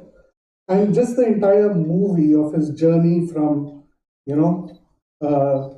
turning things around, what he was doing to becoming a stockbroker, which is based on a true story of, I think, Christopher Gardner. So that idea just gave me a spark. That movie gave me a spark, right? I thought, okay, I've studied IT for so many years and I've kind of aligned towards IT. But, maybe I can lean back on my finance education and get into stockbroking. What do you think people at home thought of my decision? They thought I was mad, right? Why do you want to leave a nice job which you work for and get into something completely else, different, right? But that's how destiny also works, right?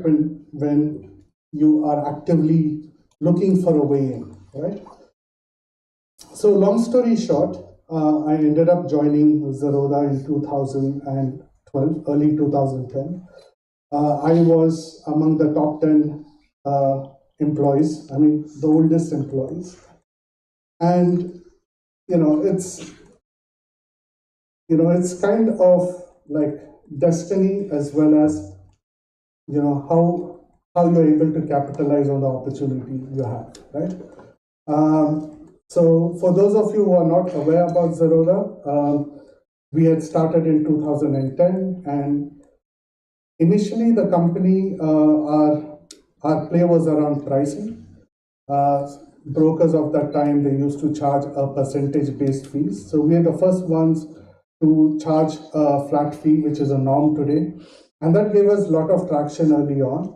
And somewhere around 2014, 2015, we pivoted more towards technology and worked on our own platform and tools, which kind of helped us stay ahead, right?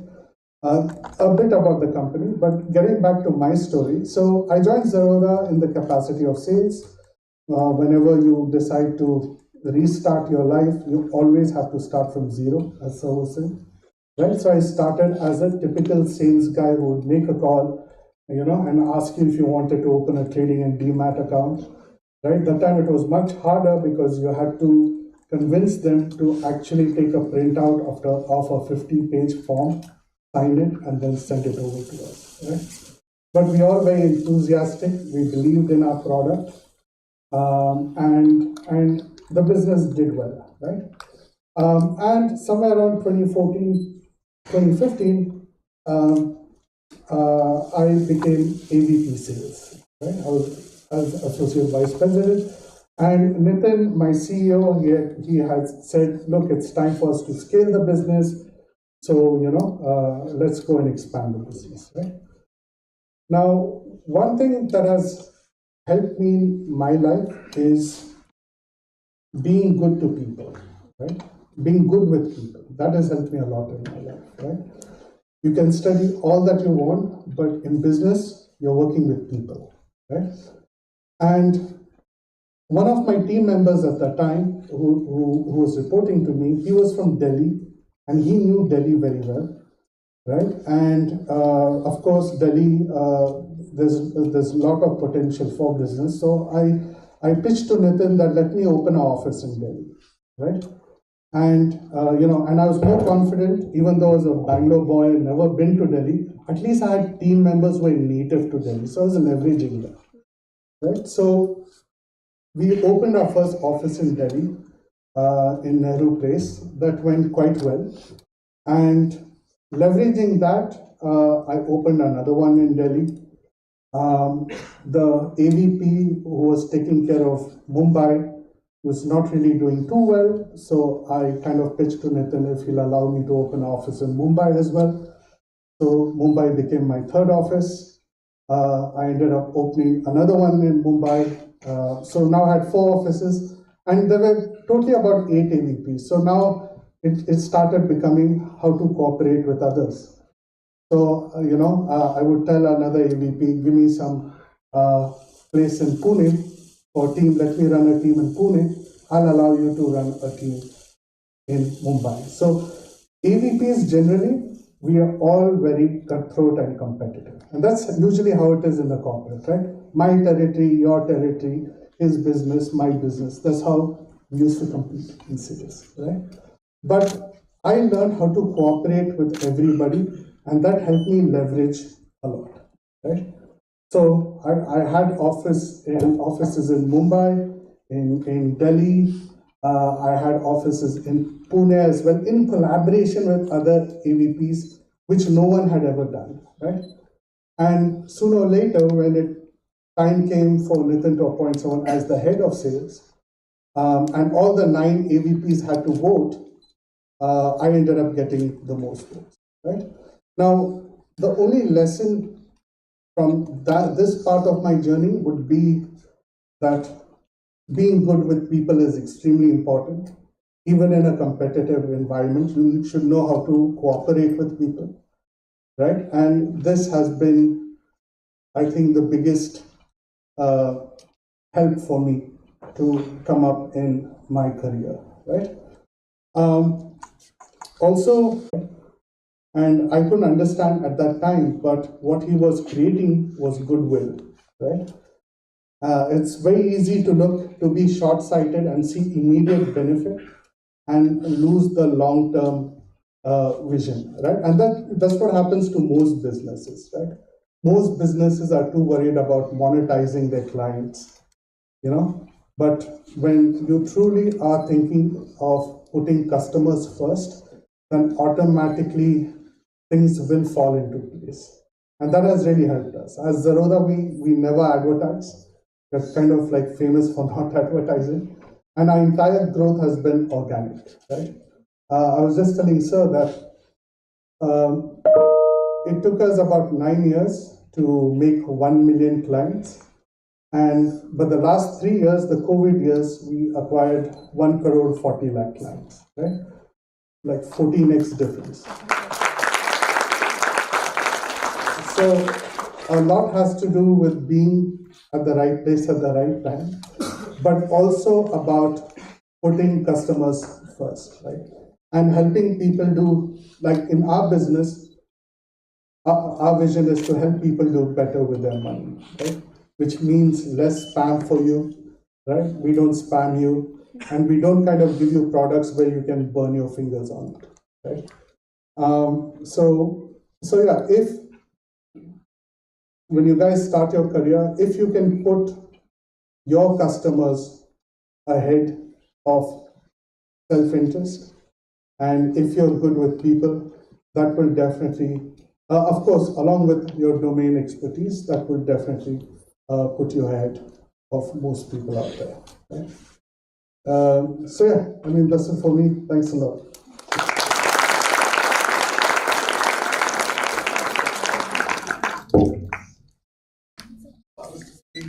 Thank you, Mr. Qureshi, for your enlightening speech. It is with great pleasure that I introduce to you our program chair, Dr. Sunita Sistla. Dr. Sunita Sistla is the program chair for the School of Business Management, NMIMS, Hyderabad. She holds a diverse and robust educational background with multiple degrees from prestigious institutions. Dr. Sistla earned her MBA in marketing from the Andhra University, Visakhapatnam. She further advanced her expertise in marketing by obtaining a PhD in marketing management from JNTU College of Engineering, Hyderabad. Additionally, Dr. Sistla has a strong foundation in law, having earned both an LLB and LLM in corporate law from Osmania University. She is also an alumni of the Faculty Development Program of IIM Ahmedabad. Now, I would like to invite our program chair, Dr. Sunita Sistla, to give her address.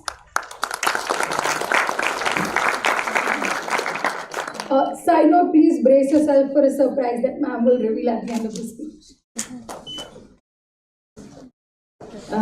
Thank you, Alsini.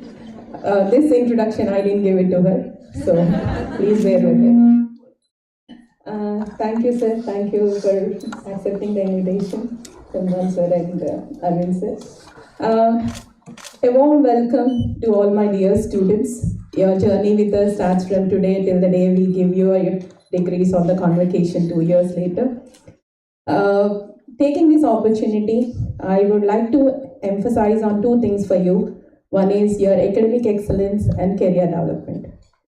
Most of the times they go in a different ways, but here we say that from first year you need to go collaborative with both of them.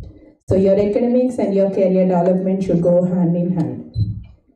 Your academics may give you the skills which are required, the critical problem solving skills or decision making skills, which as a career development, that's what we call upskilling yourselves, will help you in bridging the gap what the industry wants with the theoretical concepts what we have taught you in the classroom, right? We believe in one theory which I tell my students in my class, an age-old concept but still applicable, a mantra, that is Darwin's theory, survival of the fittest. We did it, you know, from we did our MBA faculties, we had a small hands-on experience on the Excel, but to compete with these Gen I students, we are continuously upscaling ourselves with the latest technologies and developments. So this credit goes to the team of my faculty whom I represent today, stand here, all my full-time faculty who have been having what we call it as experience in their areas, and professors in practice visiting faculties which visit us in their areas of expertise. So I will not be giving you the stories, I'm here to give you the numbers and the stats and your academic areas, right? So as sir said, we will be having 15 clubs and committees which will be given to you by your student council, which are run by the student council and the students. And last year we have a tremendous achievements and for these clubs and committees. We got top 14 in the product management solutions by Tally. Our students won the top 14. And then we had the national winners at Productopedia. It's an SRC business conclave. And national runner-up clubs and committees, which give us an indication that we go beyond the classroom. to make you upskill and what we call it as have those skills beyond the classroom with the resource what have. Now mentioning the resources, you have an access to Bloomberg, Dilla, Harvard, all of them, which you can use it in your career development. Right? So now I take this occasion today, the surprise which they are talking of, because all of the speakers have told you about the resilient changing world. So this occasion we are taking you to the past, present and future. We are unraveling 3 books today. One is the yearbook, the second one is the newsletter of the campus, which is starting with your batch, and the third one is the welcome book. So sir, we are unveiling. So we have taken the initiative of a sustainability club. So with the tech enabled, all your books will be the soft copies which will be forwarded to you.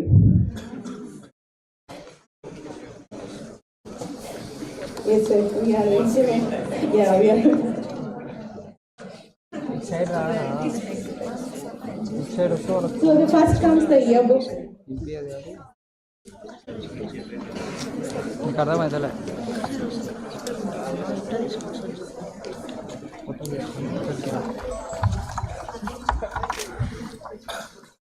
This yearbook is the initiative. Every year it is released by Engage, the Alumni Committee. It's a heartfelt tribute to the journeys of their seniors of 22-24 batch. You'll have their experiences, the clubs and committees, initiatives, everything in this book. I think you. The PDF will be forwarded to them.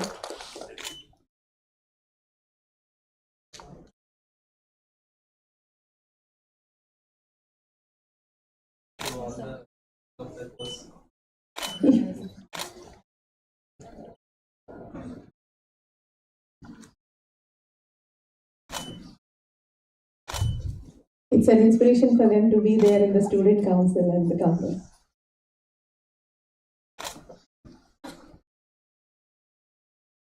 We move forward to the unrevealing of the next one, that is the newsletter.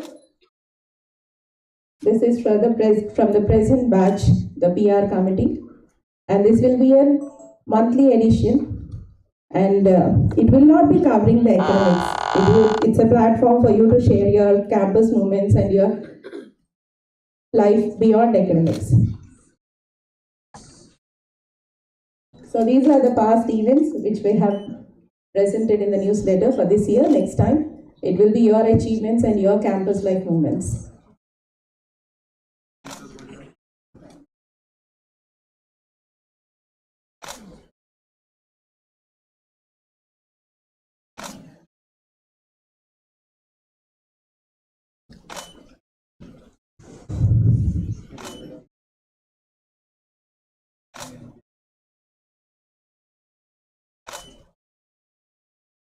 So the next one, please.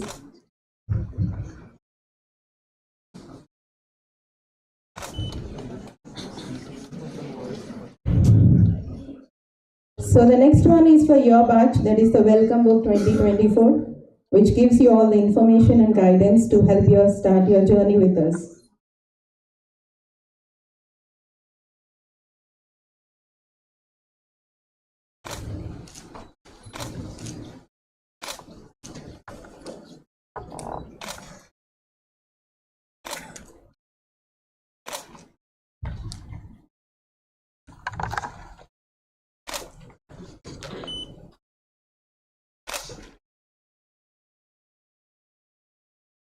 Oh, sir, just a minute. I think this is what they're waiting for. So after the batch of 266 this year, we have placed 245 students, and 9 students have gone to pursue their entrepreneurial dreams, real entrepreneurial dreams. So we will be having them as an alumni in the next Saturday for you to interact with them. And the average package is 11 lakhs per annum. And the stipend, the highest stipend we have received is 85,000 from Intel. And the final placements, the highest CTs is 19.94 with Nestle. And the average, median is 11 and average is 12. These are our top recruiters. This time we have seen a footfall of 85 companies visiting our campus, and most importantly, as sir is saying, this entire placement cell is run by our students, which we are very proud of.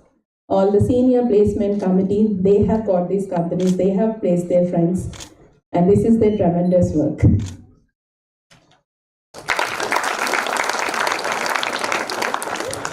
For two reasons.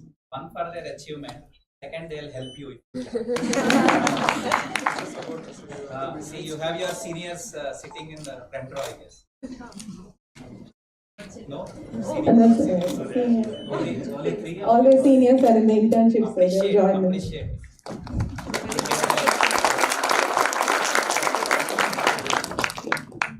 So in the terms of academics, we are extremely disciplined. I think you have heard the VC's address on the attendance, 100% mandatory, 80% you have to maintain. So that achieved us in 2024, 4 rank holders and 43 dean list holders and 100% pass percentage with an average CGPA of 3.2 for the entire 266 students. This is what our academics have achieved for the batch and which we are expecting from your batch as well. So this is possible only because of the regular feedbacks, the guidance sessions of the faculties, mentoring and adherence to the SRB, which has made our students consistently achieve this success. So next week, you will see a series of preparatory classes on your Excel and your finance. And then you will see panelists from Industry Connect. We'll be having panels on different areas of finance, HR, sustainability, and all the 6 areas, operations, analytics. And even with that, your seniors have planned a sports event and a cultural event for you. So this will be the series of events. The timetable will be sent to you by today evening. Okay, so our request from the faculty side is seize the moment, attend the sessions, every class attended, every assignment done, and every upskilling you do will be a brick for you for the coming placements and for the success of your MBA. Okay, don't be afraid to ask questions and take this opportunity to move forward. Welcome to the family of NMIMS Hyderabad. Thank you.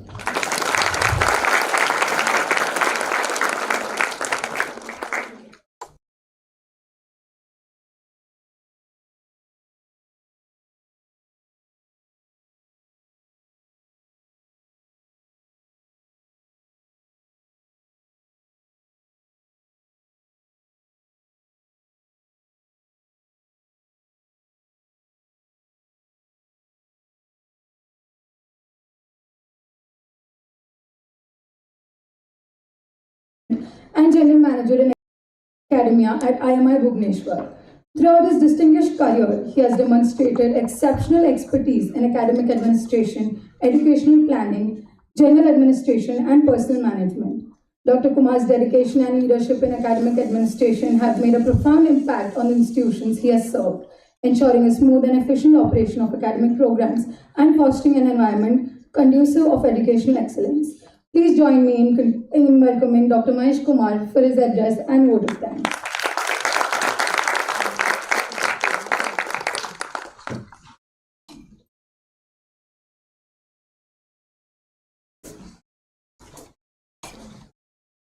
Good morning all. Respected Director, Chief Guest Mr. Arvind, Guest of Honor Mr. Salman Qureshi, our Program Chief Dr. Sunita, and the pillar of NMIMS SBM, the learned faculty colleagues. They are, I would say, your learning, your ability to scale up depends on your, what you call, mentoring, being mentored by our intellectual capital, our faculty. But for them, they will not be here addressing you all. In this entire journey, when we were hearing from our young leaders, we heard about the entrepreneurial pursuit from Mr. Arvind, Mr. Qureshi. And this 30 years of academic experience what I have taught me one thing. you are a student forever.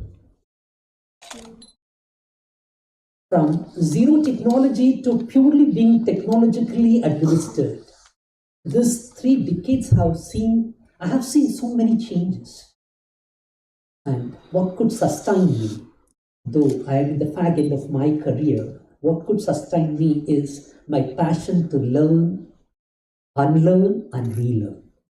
At every juncture, when I thought I'm settling in life, we have something new asking me to unlearn the past. Once again, be into the process of learning, relearn, and then adapt it. Hello, students. Unless you have the passion of a child, you should nurture the child in you. The curiosity with which a child moves around. I don't know what happens to us once we join the school.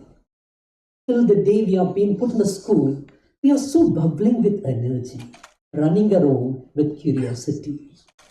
But when we get into conditioned environment of what is called a school or a place of learning, we try to be we lose our dynamism, we lose our being bubbly.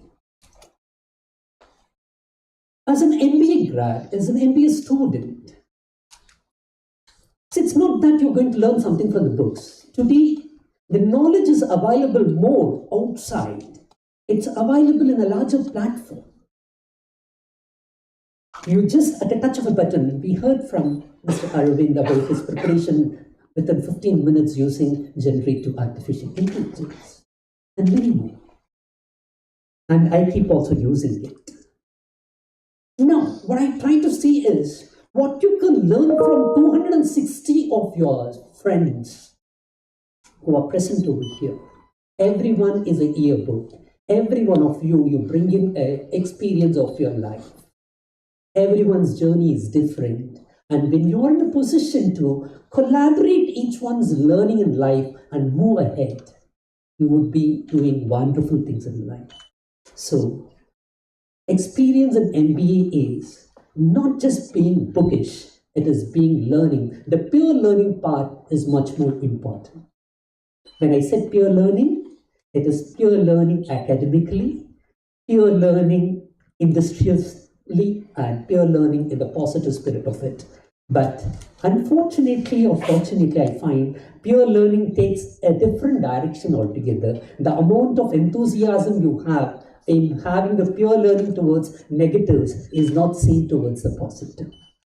Let me remind you, success is not just being a sheep following someone. Success is being a thinker, wisely think, and take your life forward. Let me take this opportunity. First and foremost, I should thank your parents for believing us. Literally, it's a life's investment for every parent of yours. When they have invested their, it's not just money. We can get back the money, we can get back the lakhs of rupees which has been invested, but not the decision, not the, when they are deciding to admit you into this campus and see that you are available with us for being nurtured and tutored for the next 2 years. They have a large belief in us. And we take up the custodianship from this day onwards as your parents designate. We take that responsibility and we adhere by that. So let me start thanking the parents for believing in us. For the management of this particular wonderful, educational institute, led by our chairperson, Chancellor Amrish Bhai Patel. You have already heard about the university leadership, Vice Chancellor Sri Ramesh Bhatt. And they are all distant, they are all situated at a distance. And when it comes to the campus, we have our able leadership in the form of our director, Dr. Koteshwara, and our learned faculty. Let me thank each one of them, not but the least. Today, being a working day, and each of the distinguished dignitary we have on the dais, they have taken time to share their valuable experience with you. It is always, whatever a teacher teaches is, after all, a teacher's thought.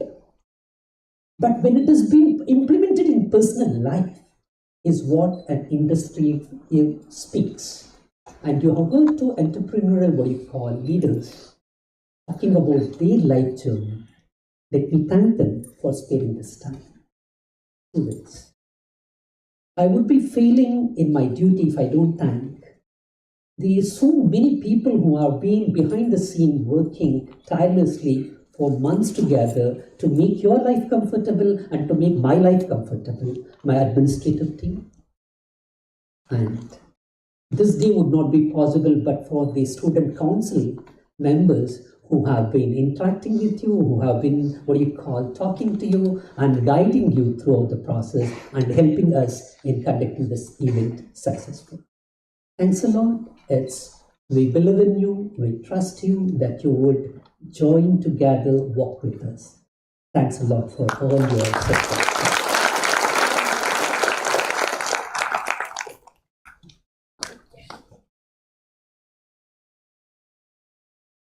Thank you, Kumar sir, for your sweet words. I would like to extend my heartfelt thanks to each one of you for delivering such impactful speeches. Your engaging speeches are truly appreciated. Now I request everyone to stand up for the national anthem.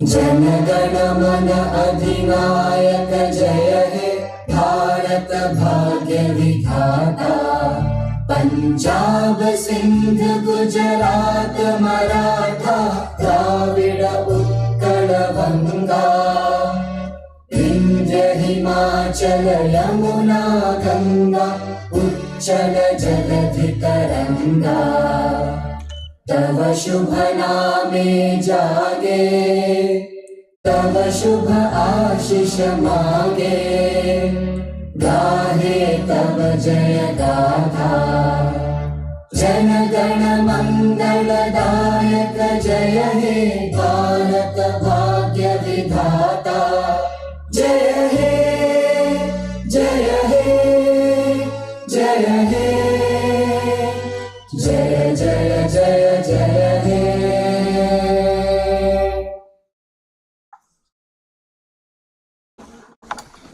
This concludes the formal part of our inauguration ceremony. We have many exciting activities planned for the rest of the week. Once again, a warm welcome to the MBA batch of 2024-26. We look forward to witnessing your growth and achievements over the next 2 years. Thank you everyone for joining us today. Let the journey begin.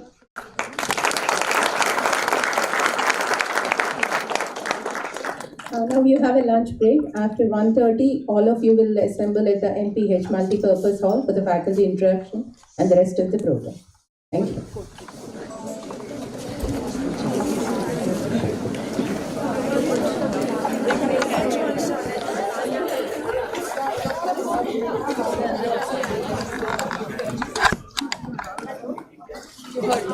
అయిపోయిందా ఇంకేం